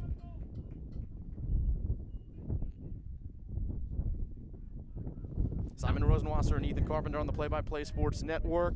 Patriots moving here. 2 minutes gone by in the third quarter. At a 14-0 lead. Penn Charter with 10 straight points. And now GA looking to get back on the board. Patient running from Lacey Snowden to the 5. You know what's real interesting about that play, Simon? They send JGB in motion. We've seen that. I can't even count on two hands how many times we've seen that today. And they run in the same direction as the movement from JGB. Usually you see the opposite. Snowden able to find a hole there. Nice run on first down. Receivers bunched on the far side. They'll run it up the middle with Snowden. Getting a touch was Jerry Rulo. And that might have slowed Snowden up enough for some reinforcements to arrive and help him backwards for that forward progress, which was given at the 4-yard line. 2nd and goal.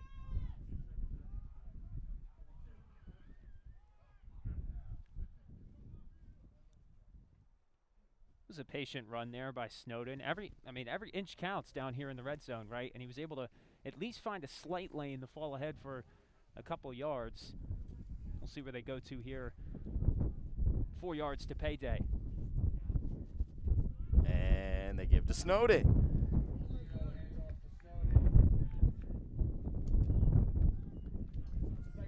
Ryan Reef.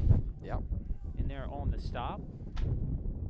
6'4", 280-pound center on offense and playing on the D-line on defense. Also plays basketball. That's 6'4", 280. You can guess that.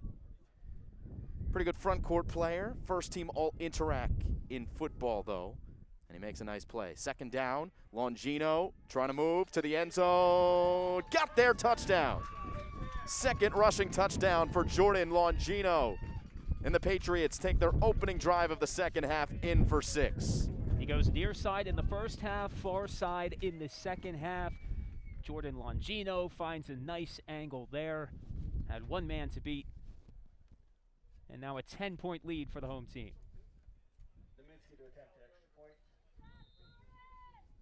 So on is Nick Naminsky for the extra point. Lacey Snowden on the hold.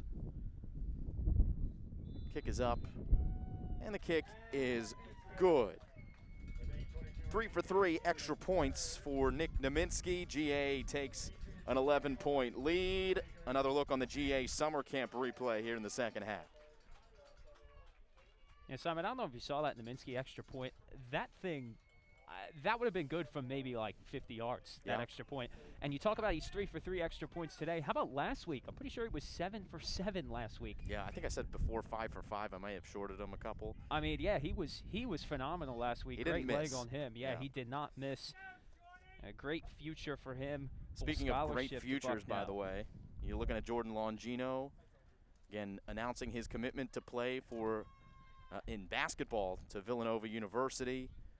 And Coach Dentz was saying that he had called Jordan to congratulate him on the commitment to Villanova. And Jordan's only response was, Coach, let's beat PC. That's maturity. That's maturity. Always looking forward to your next game, not getting caught up in me. But he's thinking about the team, thinking about the next game on their schedule. Jordan Longino, great teammate, as good as it gets. Had some good leadership from his older brother, Evan Eric. Knows how to play the part as we are playing here as GA kicks off. It'll be a touchback, and Penn Charter down by 11. Coming back on. Jake Shum is the quarterback. I know we were calling him Shum before. I think I got that Jake Shoe pronunciation messed up in my head. Or, excuse me, Colin Shum. Still can't get it right. Colin Shum, the quarterback. And we'll get it right from here on out. Colin Shum behind center.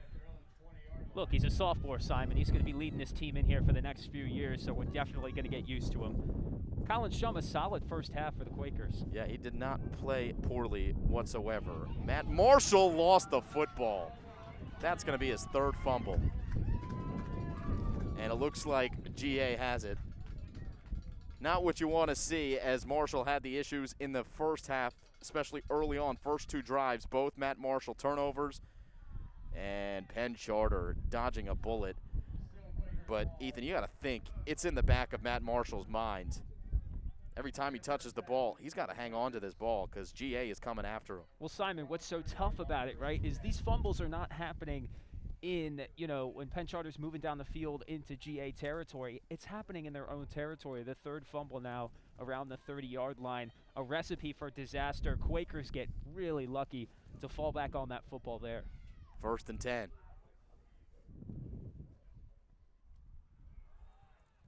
They'll hand it off. And there were 3 different players that I thought had the football. It was Matt Marshall who went up the right side. Either we can't see or that's great play design, right? There's the look at the fumble on the previous play. Jake Shue saying that he had it. He might have been better off hanging out in that scrum trying to fight for that football. 2nd and 7. 7:15 left here in the quarter. It's Shum throwing left side, first down. And the catch made by Colin Mishner. Moves the chains to the 40. Get another gust of wind. If you are watching, it'll be moving from your right to your left, so right in the face of Penn Charter.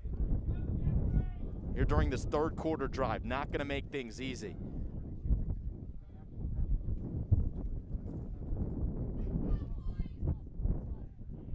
It's a Shum run.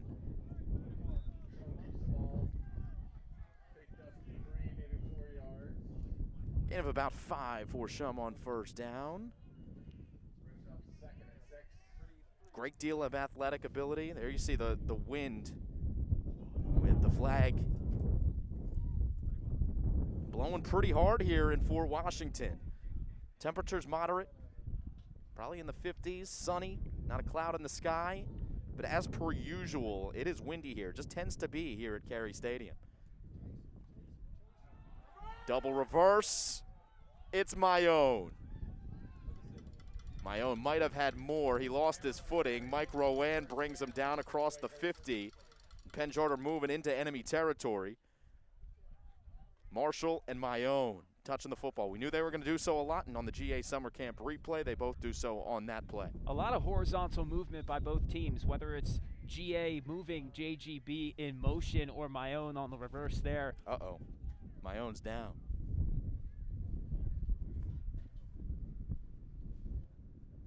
Got a chance at halftime to catch up with Mayone's father. Obviously a very proud father, but he's holding his breath as Mayone is getting that right leg attended to. Training staff for Penn Charter, Jessica Rawlings and Jeremy Eath, working on Mayone.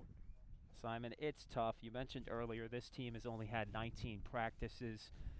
Football's not a game that you can just jump into, right? You need to warm up your body. You need to go through several weeks of practices. Really hope Mayone's okay here. But the Quakers could have definitely used some extra time to warm up for this COVID-shortened season. So we see Aaron Mayone get up, walk off, doesn't look to be limping at all. And if there is any possibility of him coming back in this game, we know he is going to. 4-year starter, senior captain. Not the way that Coach Coyle wanted his star senior to end his career in a Penn Charter uniform. But things aren't good for anybody here in 2020. And Mayone not going to complain, going to go about his business and do his best, continue to try and make plays. And he's a good baseball player as well. Does it all, huh? Davidson football commit, 1st and 10. He's on the sideline for this play. Marshall's in the backfield, and Marshall on the handoff. Matt Marshall escapes for a gain of 6. Jake Shue on the tackle from the safety spot. Marshall may have his 3 offers from Baylor, Indiana, and West Virginia as a corner. But hey, he's putting on a show as a runner here today, really running through some contact at the line of scrimmage. Look at that, Simon. He's contacted right, maybe a yard behind the line of scrimmage, and he turns that into what, a 6-yard gain on 1st down. Great running there by Matt Marshall. 2nd and 4. 5 minutes left in the 3rd quarter. Run up the gut, not much. Again, it's Marshall. It'll bring up a 3rd down. Brendan Donnelly among those in on the stop for GA. It's a big play. Ball spot at the 41-yard line.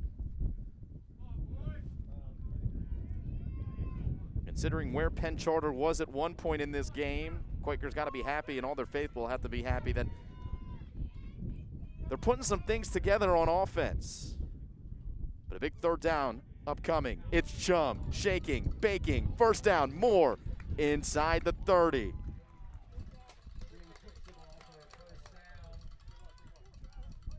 Look at that athletic ability that we just noted for Colin Shum, the sophomore quarterback, and his poise has really been impressive, Ethan. Last week, going up against Episcopal Academy, but that big body and, again, athletic ability, uses his legs well, tough guy to bring down. He's a handle at the quarterback position for any defense. I want the audience to know this. He's a sophomore, Simon. He's only going to get better, showing off his moves there. Great job orchestrating a nice drive here for Penn Charter. 1st and 10, it's Marshall. Wrestled down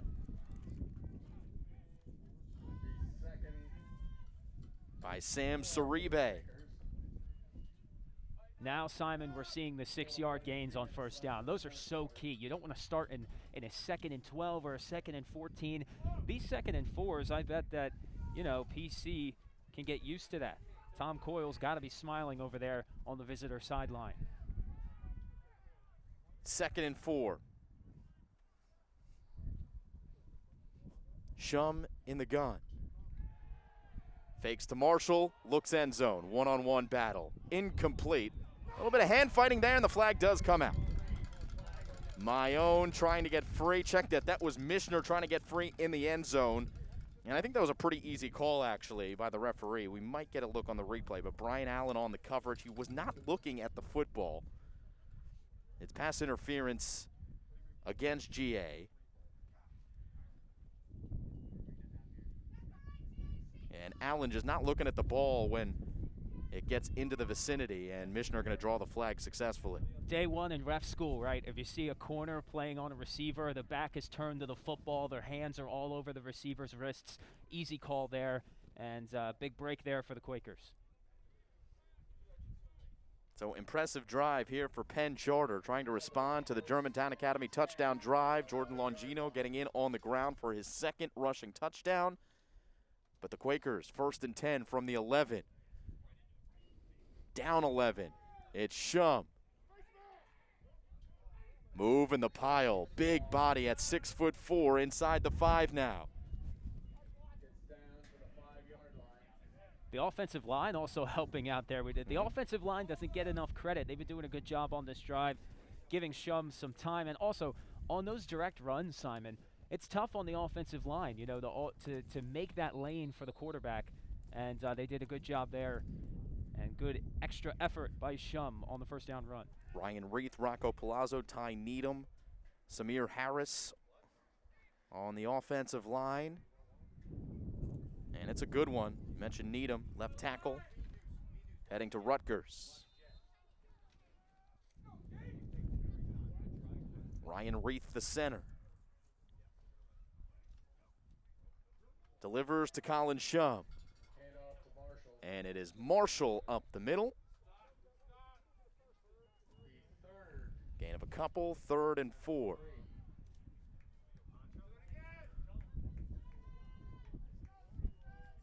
wondering if Penn Charter's thinking 4-down territory. I know it's still the third quarter, but you are right there. If you're the Quakers, you might want to crank 2 plays out to try and get these 4 yards. Wouldn't be shocked if they kept it on the ground here, if that's the thinking. It's the bread and butter, Simon. We've seen it all day. Couple running plays on 3rd down. You would think they would have enough to get the 4th. And to our points, Marshall up the middle. Might have gained 2. It's going to depend on the spot here, how tough this 4th down is going to be and how tough the decision is going to be for head coach Tom Coyle. I mean, it's still a 1-possession game with a field goal, but I mean, I wouldn't count on keeping Longino and GA out of the end zone in the 4th quarter, so you might want to just try and get your 6 right here. Try and get some 6 points on the scoreboard. I agree with you, Ethan. And so does Tom Coyle. Well, hey, we're not coaches for a reason, right? We are not, but the coach agrees with us. 4th and 2. And is there going to be some push? It looks like there is. Into the end zone. Touchdown, Penn Charter. Shum on the keeper. And the line did its job, and the Quakers are on the board in the second half. A QB sneak at the goal line during GAPC week, that's got to be one of the toughest, most intense piles you'll ever see in a football game. And a nice drive for PC. And they're right back in this one, trying to get it to a 4-point deficit.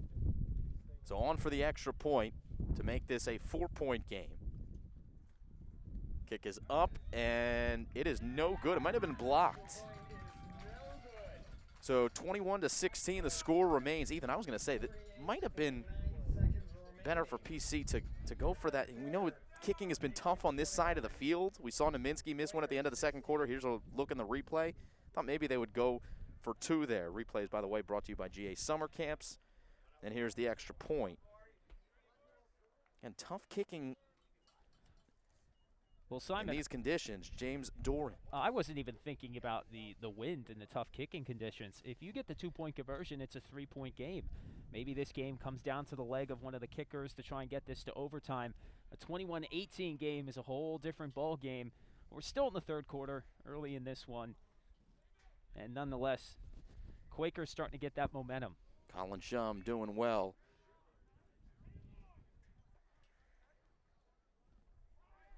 Heartening performance as we look at our GAPC history, brought to you by Bucks County Orthopedic Specialists. The all-time series, Penn Charter leading 85-37 and 11. And you see the last 4 years and the results. Jerry Griffin Bachelor winning MVP last year, Edward C.D. in 2018. 134 years, amazing. As each year goes by, and what do we got here on the pooch kick? Penn Charter looking to recover. They did not. Sam Saribe does possess. Nice job by Saribe. He's a good story, Ethan. A guy that is a senior, but there he is, number 40, playing his first year as a football player. He's a wrestler, good athlete, again, won the starting job, and Matt Dentz was very quick to point out how impressed he has been with Sam Saribe, and he's been making a lot of plays here in this big rivalry game. Natural transition from wrestling over to football. He's been doing a great job. Longino with time, evading, still on his feet. 1st down yardage, Jordan Longino with a roller coaster of a play on 1st down. Look at that change in direction, unbelievable. Now remember, he's a basketball player. Imagine getting crossed over by Jordan Longino. Yeah, I don't know if my ankles want to feel that. That would be that wouldn't be fun. Great job there by Longino on the run. Brings up a 2nd and 2. We're approaching the final seconds of the 3rd quarter, and GA might not even snap this one. Up by 5. And they're just going to try to get Penn Charter to bite on the hard count. Quakers not having it. End of the 3rd quarter as both teams score touchdowns. GA with the 5-point advantage heading to the 4th. You're watching GA versus PC Competition Cup on the line. We'll be back for the fourth quarter on the Play-by-Play Sports Network.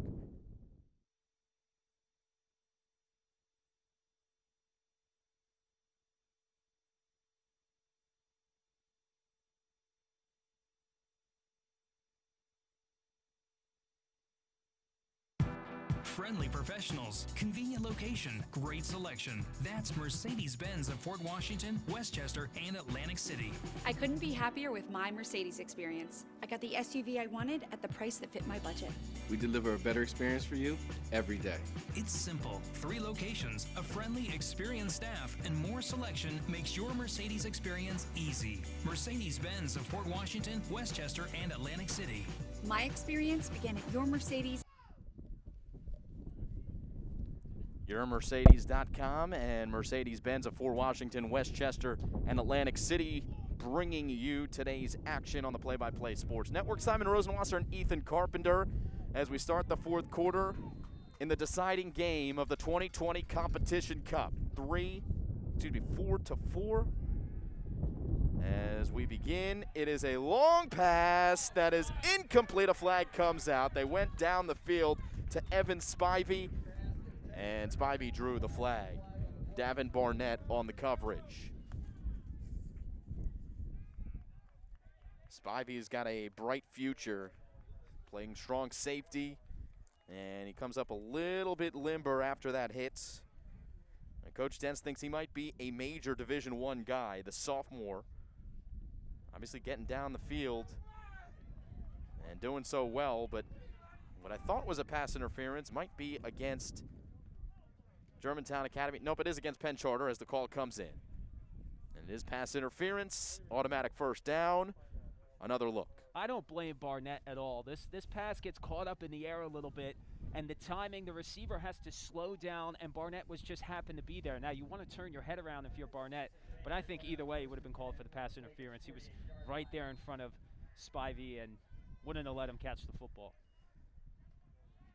1st and 10, it's Jerry Griffin Batchelor, who, relatively speaking, Ethan, he's been pretty quiet, especially since the first quarter. I wouldn't say that. He can break one free any moment, yeah, and this would be the perfect time for it here in the fourth quarter. Now, there's no doubt about that the Patriots are going to try to get it to the hands of number 9. You got to give credit to Penn Charter. They know that JGB is the prime target, one of the best receivers, and that's not being hyperbolic, in the last decade in the Interac.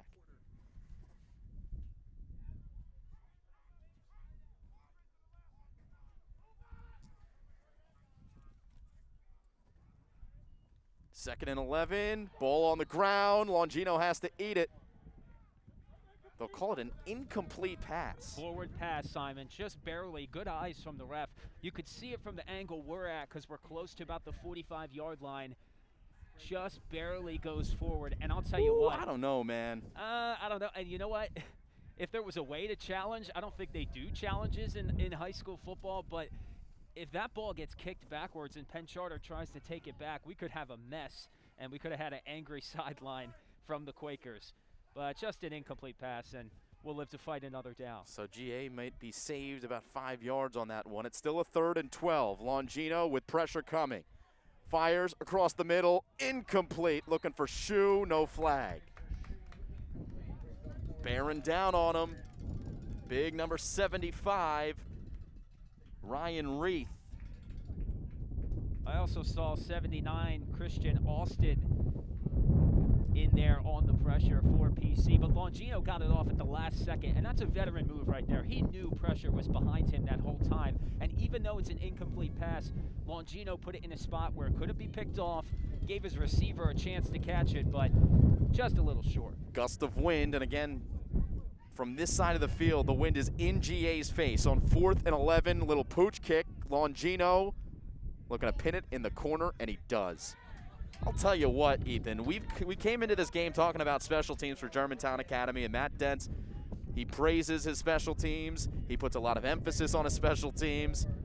But it's been really impressive to see the Patriots execute a couple of punts here pinning back Penn Charter within their own 5-yard line. We compare Longino to Patrick Mahomes, right? But last time I checked, Patrick Mahomes can't punt. So maybe Longino's a step up, Probably right? could, to be fair. But yeah, Longino doing a great job of flipping the field. And now, all of a sudden, if you're Germantown Academy, force a turnover here, it's an easy 6. But nothing easy as Penn Charter has figured it out offensively. And they had a drive earlier in this game going 99 yards for a touchdown. Keep it on the ground with Matt Marshall. Gain of about 2 for Marshall as he goes back to the huddle. Marshall, a senior, Coyle believes in him despite the struggles today, still giving the ball to Marshall. And Marshall's had some really nice runs today. So they're going to lean on him, and obviously they're going to lean on Mayone on this drive. But nice job by Coyle, believing in his players and trying to come out on top. 4 receivers. Marshall the back, Shum in the gun, quick fire. Got his man in the slot, and he's brought down. Brian Allen makes the play as Devin Barnett made the catch. It's a short gain, could have been more, 3rd and 5. On the GA Summer Camp replay, we get another look. Shum is phenomenal with these quick decisions. I mean, he gets that ball, he knows where he's going. He doesn't telegraph it, though, but he gets that ball out fast. Granted, a nice play made there by Brian Allen to eliminate the space between him and the receiver and to now force a 3rd and 5 deep in Penn Charter territory.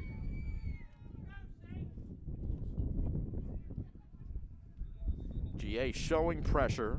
We've got a whistle and a timeout, Penn Charter. So, since we haven't done so already, we will meet the head coach for Penn Charter. And it's Tom Coyle in his 8th season, also the assistant director of admissions. A great chat with him before the game. Head coach since 2013. He was the 13-year head coach at Father Judge High School before that. The defensive coordinator at Penn Charter. And just talking to both coaches, Coach Coyle having a lot of respect for GA. The respect goes back the other way. Obviously, the rivalry is large, but Tom Coyle doing a great job as the head coach for Penn Charter. Talk about defensive-minded head coaches. Defense has been very good on both sides today. I mean, it's a relatively low-scoring game for high school football. You sometimes see in the 30s and 40s. I mean, last week, GA put up 42 points. So Coach Coyle doing a great job keeping this low-scoring, giving his Quakers a chance. 3rd and 5 out of the timeout, big play, and Marshall got some open green for the first down. Brought down by Spivey, but the chains move, and out of the timeout, the Quakers move up the field. You love seeing that from Marshall, getting his footing back under him, a big first down run to keep this drive alive. Nobody wants to be punting from the shadow of your own goalpost. And a new set of downs for Penn Charter, much needed.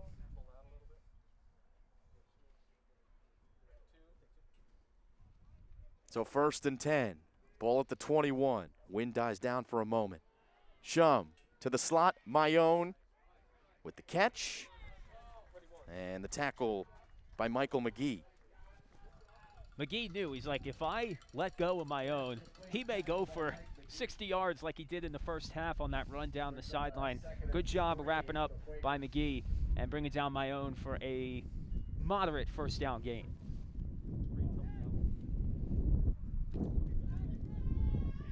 Playbook open, though, 2nd and short for the Quakers. They've got 3 yards to gain. 3 minutes into quarter number 4. Gives to Marshall. He's wrapped up in the backfield. Mike Rowan off the edge.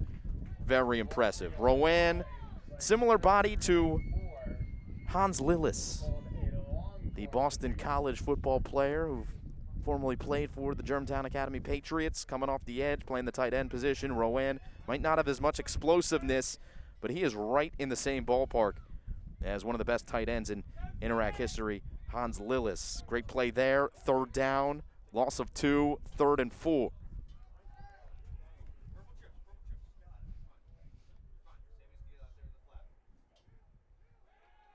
Shum looking to throw, now running.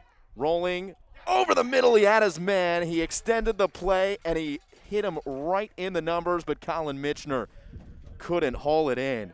And it's 4th and 5. What a huge play. Simon, regardless of the outcome of the play, you love seeing this from your sophomore quarterback. His first read is not there. He's chased out of the pocket. This could be read number 2, 3. I mean, we don't know, but he finds the open receiver and tries to make something out of nothing. Too bad for the Quakers, though. They couldn't haul in the catch for the first down. Yeah, I'll tell you what, Shum's been really impressive in bouncing back from a performance against the Episcopal Academy last week, his first start in his Penn Charter career, but with the big stage and big lights on him, Shum has come to play. Jerry Griffin Bachelor will let this be downed at the 44. Good field position for GA. 8 minutes left. And we're going to get down to the final minutes really before we know it, Ethan. If GA takes some time off the clock, gets a couple first downs here. The only thing for Penn Charter is do not end in a touchdown. Otherwise, you do not have a chance to score and tie the game on the next possession. Well, I wouldn't say that because my own is explosive, and if for some reason GA scored quick, this game's not over. There's still a lot of time on the clock, but also key to remember, if GA is able to get in PC territory here, a field goal still keeps it a one-possession game, still manageable for the Quakers. Should be interesting to see how this drive plays out. It starts at the 45-yard line. Griffin Bachelor in motion, and Lacey Snowden behind the line of scrimmage is taken down. Christian Austin, sophomore, makes the play. I don't know if that was miscommunication on the snap. Longino was holding it, I believe, out to his left first, and then he went to his right. I don't know if that was by design, but it didn't come with a good outcome for the Patriots. Loss of 3. Christian Austin, by the way, 6'4", 290. 3-yard loss. Here's Longino. Look out from behind. Longino brought down. Did the ball come out? The referee's going to say he was down, I believe. But Penn Charter with 2 tackles for losses. This one a sack. As Longino, nothing opened up down the field. Simon, are they listening to you? Christian Austin, part of the reason why Longino had to move to the right. He had reinforcements there as well. But Christian Austin really moving well on the defensive line for Penn Charter, forcing Longino to get out of his comfort zone and trail towards the sideline. Longino not moving so well as he hobbles off. There's a timeout on the field. Rocco Palazzo, by the way, made the hit and gets credit for the sack. Longino, a little shaken up. When you play the game of football, you're almost never 100%. And the star quarterback will get an extra few moments to breathe before this 3rd down and long play, though he will. Does he have to stay on the sideline if you come down for an injury? I think that's the rule. I believe so. If the helmet comes off, Simon, you got to leave the field. Looks like he's walking under his own power, so he'll be okay, but got to follow the rules, and he's going to be out now for this 3rd down and long, 19 yards. Referee making a call here to the limited number of fans here. Oh, they're trying to get the clock figured out, as the clock might have run a couple seconds. There's 6:55. Regardless, this is just what Penn Charter needed. 3rd and long. Only a minute has come off the clock. Still got to get off the field here. But the Quakers holding tough on defense. Now they're going to roll the clock. They put 10 seconds back. Under 7 minutes. No Longino, so it's Snowden and Jerry Griffin Bachelor in the backfield.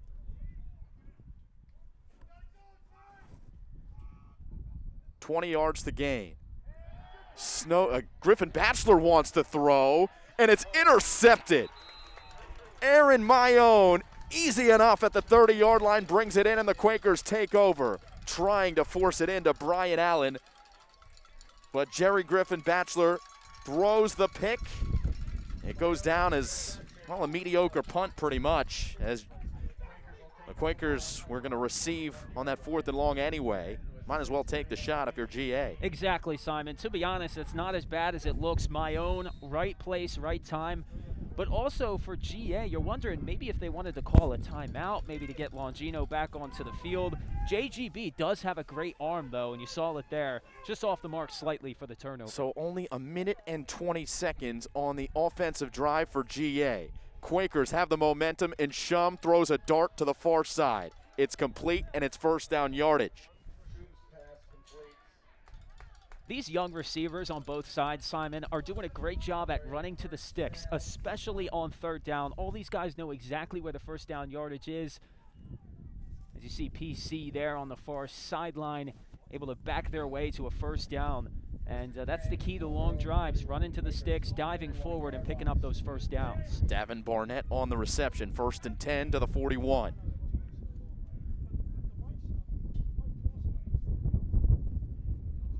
Hand off to Marshall. Hits the pile at the 45 and falls forward for a gain of about 5 yards on first down. Pretty amazing performance here by Penn Charter, Ethan. They could have very easily folded. You know, it's GAPC, so everybody's going to be fighting to the last whistle, but still, things were not feeling good for Penn Charter. You go down 14-0, a couple of turnovers, and they have fought hard to work themselves back into this football game. Turnovers can be a backbreaker, but they're hanging in there. Credit to the whole coaching staff, led by Tom Coyle, to keep his team in it. Here's the second down run, left side, good yardage. Andre O'Neal on the carry. First touch offensively for O'Neal, the linebacker on defense, and they do give him enough to move the chains into GA territory.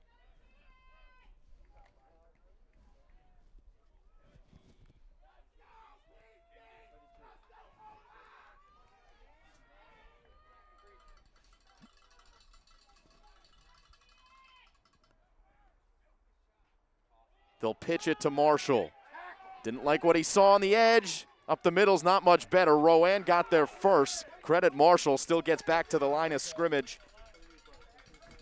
Tackle made by Sean Spinoza in the end. The way some of these Penn Charter players on offense reverse field, I mean, it's amazing. But an interesting storyline to watch here, Simon. They're running the ball, and they're eating up clock. If there's a way that Penn Charter moves slowly down the field, we could be looking at a game-winning touchdown. I mean, we're at 4.5 minutes, so still a lot of time. But if they're, you know, getting into these short third down situations and converting, it could get dangerous here for GA down the stretch. I think if you're Penn Charter, you're thinking this is your last drive with the football. At least that's how you're approaching it. It's Shum, taken down by Decker and Samuel Saribe. 3rd and long upcoming. And that's why Decker's a captain, right? Chases down the quarterback. Huge play there, because now with 3rd and long, Penn Charter, you don't really want to run the ball here, right? You're going to want to throw for this first down. And so the clock will maybe not, you know, keep running if it's an incomplete pass. So definitely a difficult situation for the Quakers on 3rd and long. The limited attendees here at Carey Stadium make some noise for their GA Patriots on defense. Big play, 3rd and long, 3rd and 11. Shum with time, now it's breaking down. Decker on the ground, Shum downfield, incomplete. Try to get it to Matt Marshall up the right sideline, brings up a 4th and 11, and now what do? On the GA Summer Camp replay, we get another look. More good work by Shum for extending the plays. 3:27 on the clock. Penn Charter did take a timeout. They have 2 left. That being said, Ethan, they're going for it. They're going for it, and you can't blame it. You can't blame them for it, because if they're at the 50, if you could stop them from scoring a touchdown, even if they get a field goal, still a 1-possession game. Huge play here. 4th and 11. Shum steps up, fires near side. It is incomplete as Jerry Griffin Batchelor made the hit on my own. You said he was quiet today too soon, Simon. On the defensive side of the ball, JGB makes possibly the biggest play of the game right there. And now Germantown Academy in a perfect spot to try and put this game away, up by 5 with a little over 3 minutes left. legal, strong hit from Jerry Griffin Batchelor as Aaron Mayone had the ball in his hands.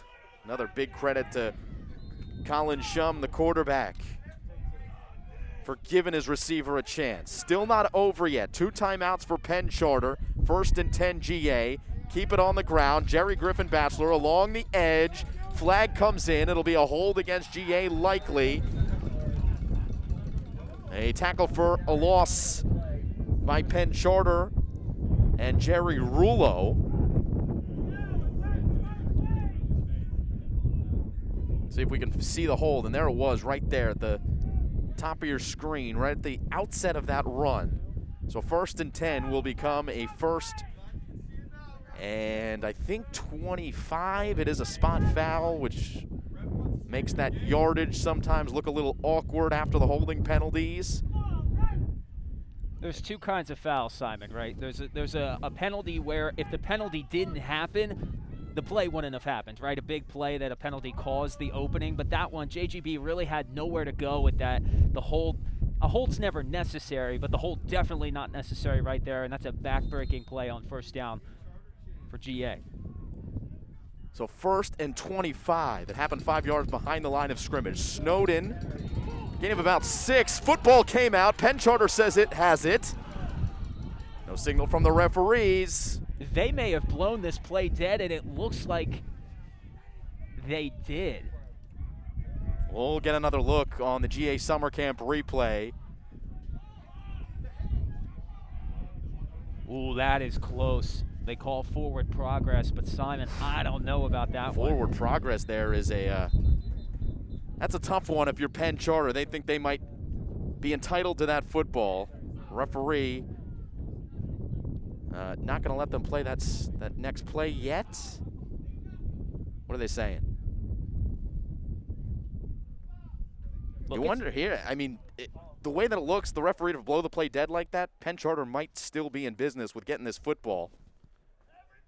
It's a tough job being a ref. You know, these are bang-bang plays, but we had a good angle on that one, and I don't know. They're going to have some extra discussion. We'll see how this turns out. Huge decision.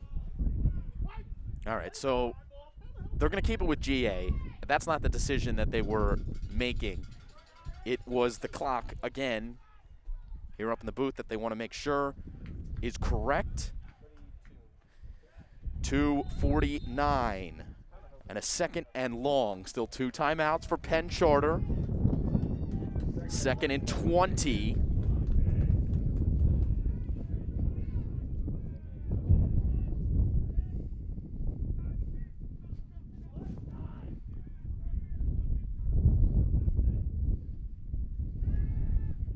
Slant.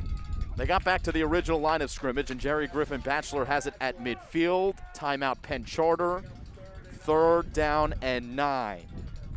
This could be the play of the game right here with only 1 timeout, or did they use their timeout? They just used it, so they still have 1 left.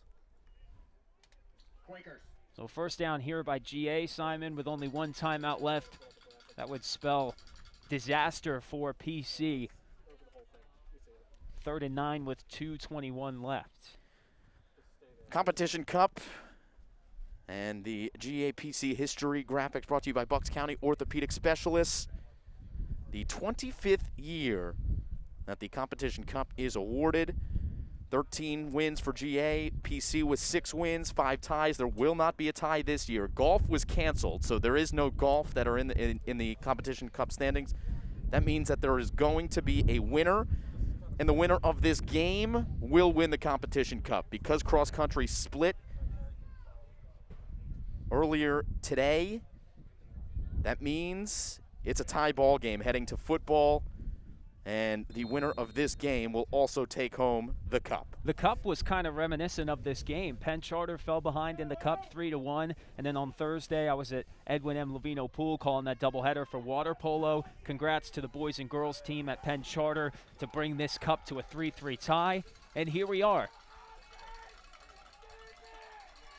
3rd and 9. GA looking for a 1st down, and then they can salt the clock away. Longino throwing. or at least wants to throw, now rolls, across his body, incomplete. Flag comes out on the way away on the other side of the field. The referee about 100 feet away from any other player when he threw that flag, and it is against Penn Charter.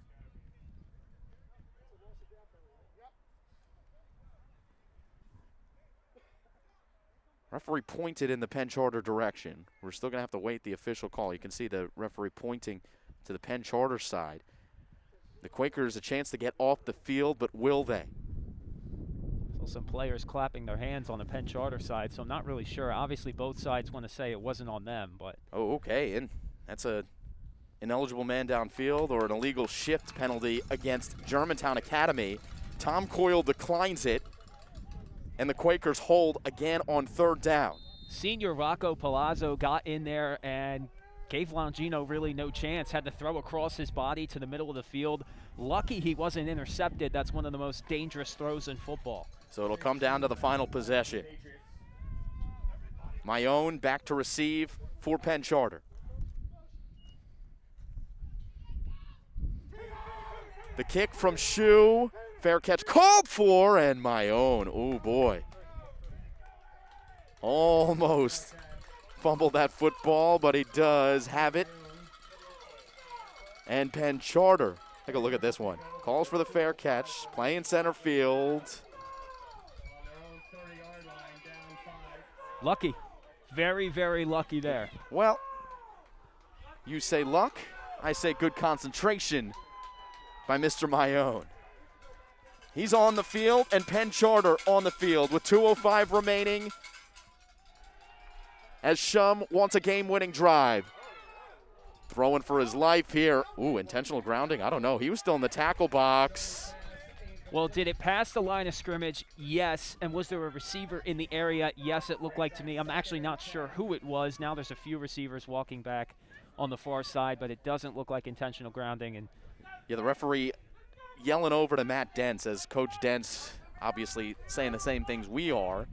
And no offense to him, a little bit biased, wanting an intentional grounding penalty called there. But Coach Dents nodded, accepted the explanation. No intentional grounding. 2nd and 10 from the 30. Good job by Shum to extend the play and at least live to fight another down. Another clock reset. A lot of those here in the second half. Well, time is of the essence, and every second is important. There in the final minutes. Shum takes the snap. He looks. He fires. It's going to sail over the head of his intended target, Mitchner. Maybe there was a miscommunication on the route. It looks like Mitchner stopped, and then, Shum threw it a little bit deeper, so maybe just Mitchner stopped too early. So now a 2nd down for Penn Charter. Quakers have been really good with those long drives, balanced drives, but we have not seen them get up the field with a lot of big plays very quickly in this game. They do have the guys to do so. Marshall and Mayone are the two primary options. Marshall's in the backfield. Marshall on the carry. 3rd down and long, only a gain of 2 as he's shoved backwards by Colton Grisella. First time we've said Colton Grisella's name, 6 foot 230, and the junior will force a 4th down and long. Mike Rowan also flying in off the edge. And of course, as per usual, the PC wants to use their last timeout. That would be a smart decision, and yes, they do burn a timeout on a 4th and 8. And Simon, here's the game right here, potentially.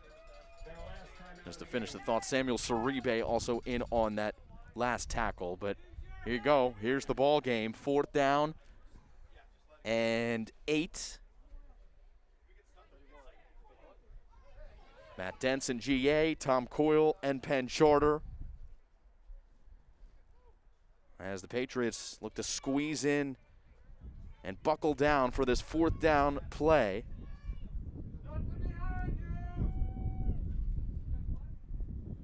Story of the game, well, there's been a lot of them. GA taking the lead early, 3 turnovers by Penn Charter in the first quarter. Patriots took a 14-0 lead. Penn Charter with strong play from their sophomore quarterback Colin Shum, leading a 99-yard touchdown drive. Defense playing well, keeping them in the game. A touchdown from GA in the third quarter, a touchdown from Penn Charter in the third quarter, but it all comes down to this 4th and 8.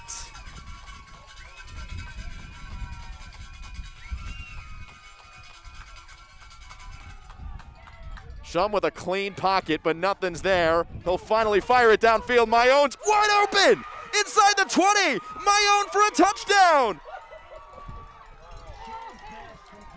The DB fell down, and Mayone was all alone. All he had to do was haul it in, and he did.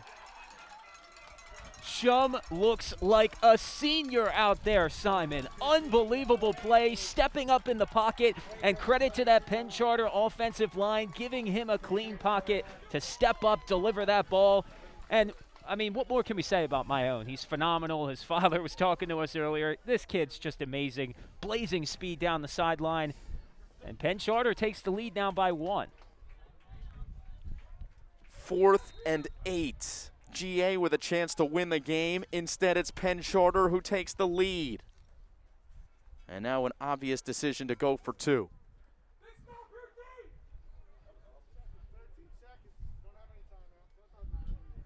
GA still has 3 timeouts and 1:15 on the clock. We've got a 2-point conversion. They do have a leg of Nick Naminsky, so the field goal might come into play. We do have a penalty before the snap of the 2-point conversion.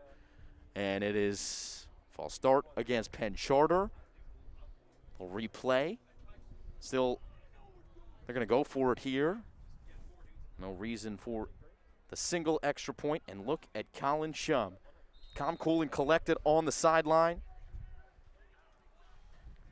Delivering, was that a 70-yard touchdown pass to Aaron Mayone. He's got the size, 6'4", 195. He's got the arm, awareness in the pocket. He can move, throw on the run. He could do everything, and he's really put it on display in only his 2nd career start today. Still unbelievable. Yeah, Tom Coyle was very confident when he said he's going to be a great quarterback. He might be already. Fumbles the snap here and goes down. So nothing doing on the 2-point conversion, but Penn Charter got to be happy. They got the matchup they wanted. And Aaron Mayone down the field on the GA Summer Camp replay. We get another look. Standing tall in the pocket.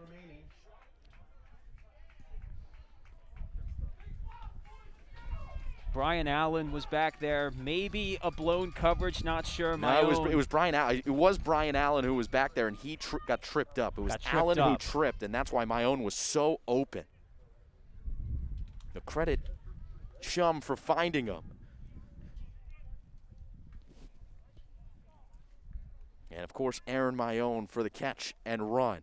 But we still have ourselves a ball game with 1:15 left, a 1-point game, Ethan. We're not going to overtime in this one. The Competition Cup will be decided on this next drive. Simon, 1:15 with 3 timeouts is an eternity in football. So these home fans know of GA. Still a chance here, especially with the leg of Nick Naminsky back there. Full scholarship to Bucknell. Hit a 48-yarder as time expired against EA earlier this season. Well, that was last year, but still has the ability to do so. Low line drive kick brought in by GA and Jerry Griffin Batchelor. And Griffin Batchelor with a good return to the 48-yard line. Take it back to 2016, Ethan. GA versus Penn Charter right here at Carey Stadium. Back and forth game. In the 4th quarter, there was a huge play by a guy named Edward Sadie, now playing for Temple University, the running back for Penn Charter. Tied the football game up at 14. GA won the Interac on a field goal by Vince Capone. Now the Patriots have some work to do to get into field goal position, but that's where the Patriots' mind is now. Though Longino escaping and throwing incomplete. He had Yazid Haynes, Simon. Haynes catches that football. He's gone. The pressure has been consistent by Penn Charter. And Longino has been running for his life. Only 3 down linemen, but they are doing their job. For the Quakers, 2nd and 10. Again, 2 timeouts for GA. Clock stopped at 1:01. Longino with a look at the sideline. 3 receivers on the far side. Jerry Griffin-Batchelor in the slot on the far side. Longino over the middle, over JGB's head. And Jordan Longino, not a great throw there, looking for Griffin-Batchelor over the middle on the slant, and he's lucky it wasn't picked. Danger, danger in the middle of the field. 3 Penn Charter defenders were right there. Longino really lucky that ball wasn't picked off. And now a 3rd down and long for the Patriot offense. Obvious 4-down territory for Germantown Academy. Longino looking, now running, good yardage. He's close to that 1st down. He's going to be short. Ooh, the PA announcer said he got the 1st down. The chain gang was about to move. They shouldn't have. It looked like he went out of bounds at the 44. He's got to get to the 42. It should be 4th and 1 here. You see there on the top of your screen. Okay, they put the 4 back on. So 4th and 1. How fitting, this rivalry could come down to 1 yard, Simon. 1 game, 1 yard, 2 teams, ultimate rivals. Here we go.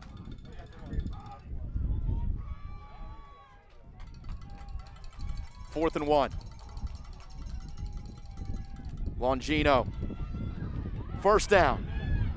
Longino tiptoeing out of bounds inside the 30. They mark him out at the 25, and now Nick Naminsky is starting to feel like his name might be called. The sideline knows he's warming up on the left side, near sideline. Leave the kicker on his own. Let him be in his own thoughts. You don't want to pressure him here down the stretch. 1st and 10, Longino in trouble. Able to use his body to get positive yardage. Clock will stop, 34 seconds.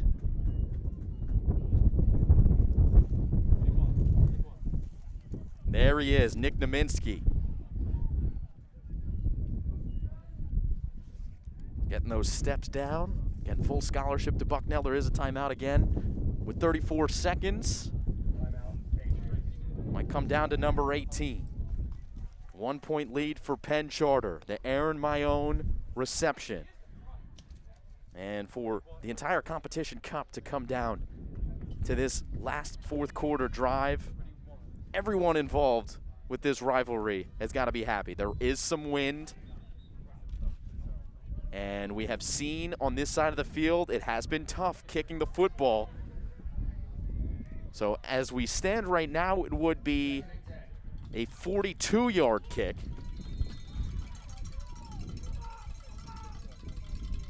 Patriots can make it a little bit closer. Jerry Griffin-Batchelor. It's to the 22. Clock will stop there. Ed Guarnaccia on the tackle. Officially give him 2 and a 3rd and 8. GA takes the timeout. Still 1 left. 1 final timeout. So 1 more play if you're Germantown Academy.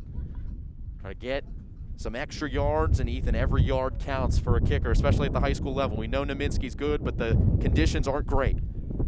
Simon, this whole game back and forth, big hits, penalties, everything, and now the game could come down to the left leg of Naminsky. What a poetic finish this could be. And interesting play here, though, for GA. They still have a timeout, so it's not like you can't run the ball. Maybe you can get a few yards, get Naminsky to the exact spot you want him. We'll see what Dents pulls out of the playbook here. On 3rd and 8, Longino throwing.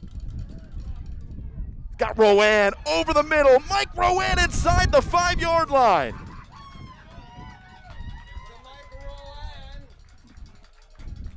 Clock stops for the spot.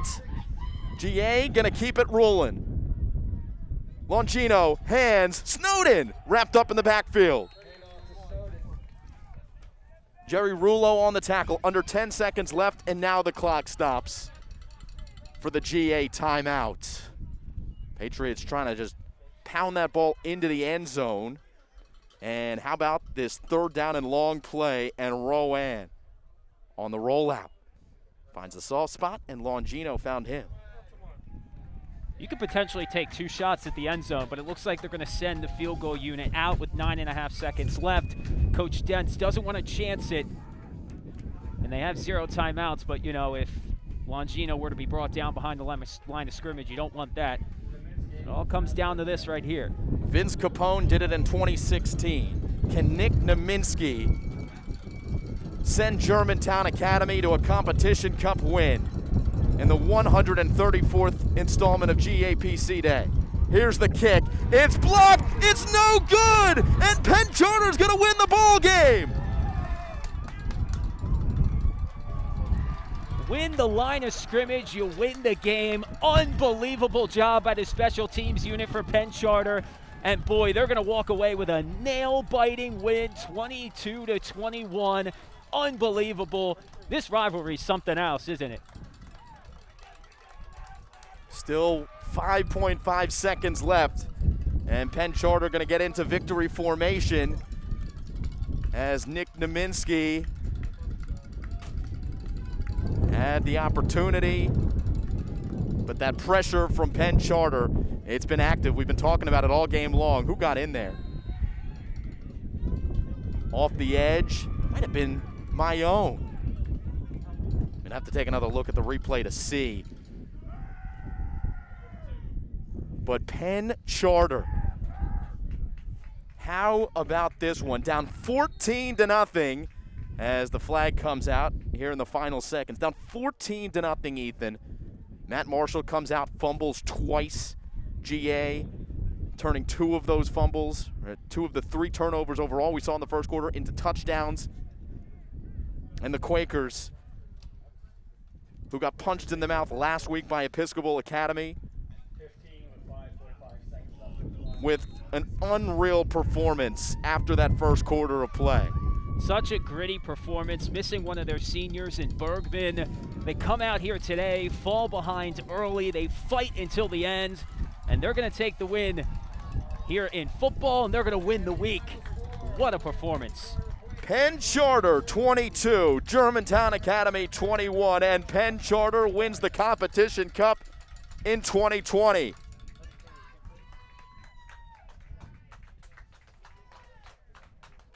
What a game.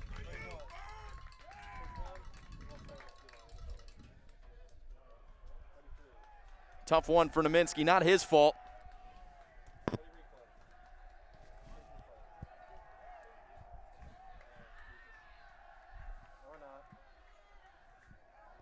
The celebration from Penn Charter.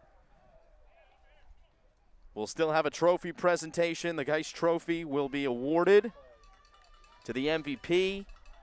Here is the key play at the end. And that was still close, Simon. This rivalry comes down to a few feet right there. Unbelievable. Couldn't write it any better. Fingertips on it. Again, I believe it was my own. We don't have official word on who that was, but we've got the trophy presentation here. We'll keep it here, and we're going to get an interview with the MVP. So we'll send Ethan down to the field to get that interview. As we have the trophy presentation. No audio over there, so I'll just have to use the video on your screen to tell the story. But that score is the final one, 22-21. Penn Charter improving to 1-1. Germantown Academy dropping to 2-1. Tough one to swallow if you're the Patriots. But if you're Penn Charter, dealing with all of the things that they have had to deal with in 2020, last week feeling like they were just scrimmaging, at least that's where they were at the point in their season. And they come in this week play well. Get a great performance from Colin Shum. Team prayer here at the end of the game. There's Tom Coyle in the middle for Penn Charter. Big congratulations to him.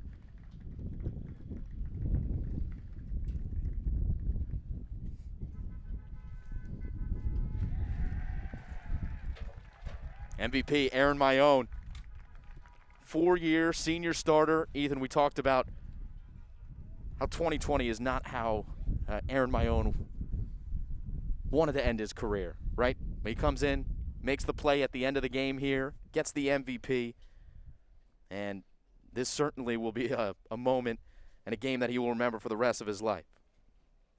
For sure, Mayone's learning a lesson here in high school that no matter what life gives you, you got to keep rolling with the punches, showing a lot of toughness today. He went down with potential injury in the third quarter. Thankfully, he was okay. Came back and produced for his team, and just what a finish for him. And even though this season, obviously, in length isn't looking the same as it normally would, PC is going to remember the 2020 PCGA football game forever. Tom Coyle with the competition cup. He gives it off to Tyler Needham. And everybody wants a little piece of the cup. Congratulations, Penn Charter. We'll leave you with some images. Ethan, we'll have you head down to the field, see if you can grab Aaron Mayone for an interview before we wrap up our broadcast. Phenomenal game. And we'll keep it right here on the Play by Play Sports Network. Don't go away. We've got an interview coming here in a moment.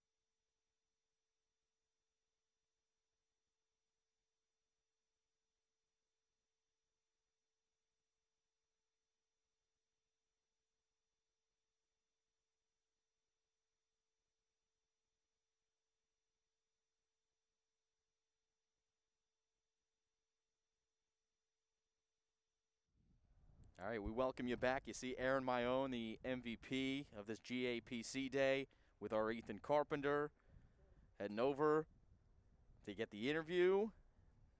And we will have it in a moment once they get to that mic. Big congratulations to Mayone and the Quakers. He wants to know what. Any of the cameras. Take it away, Ethan. All right, I'm here with the Geis MVP Award winner, Aaron Mayone. Huge game from you. In the first half, you guys had a few fumbles and turnovers. Talk about how your team was able to hold it together and get back in this game late in the first and in the second half. You know, it's all about resiliency.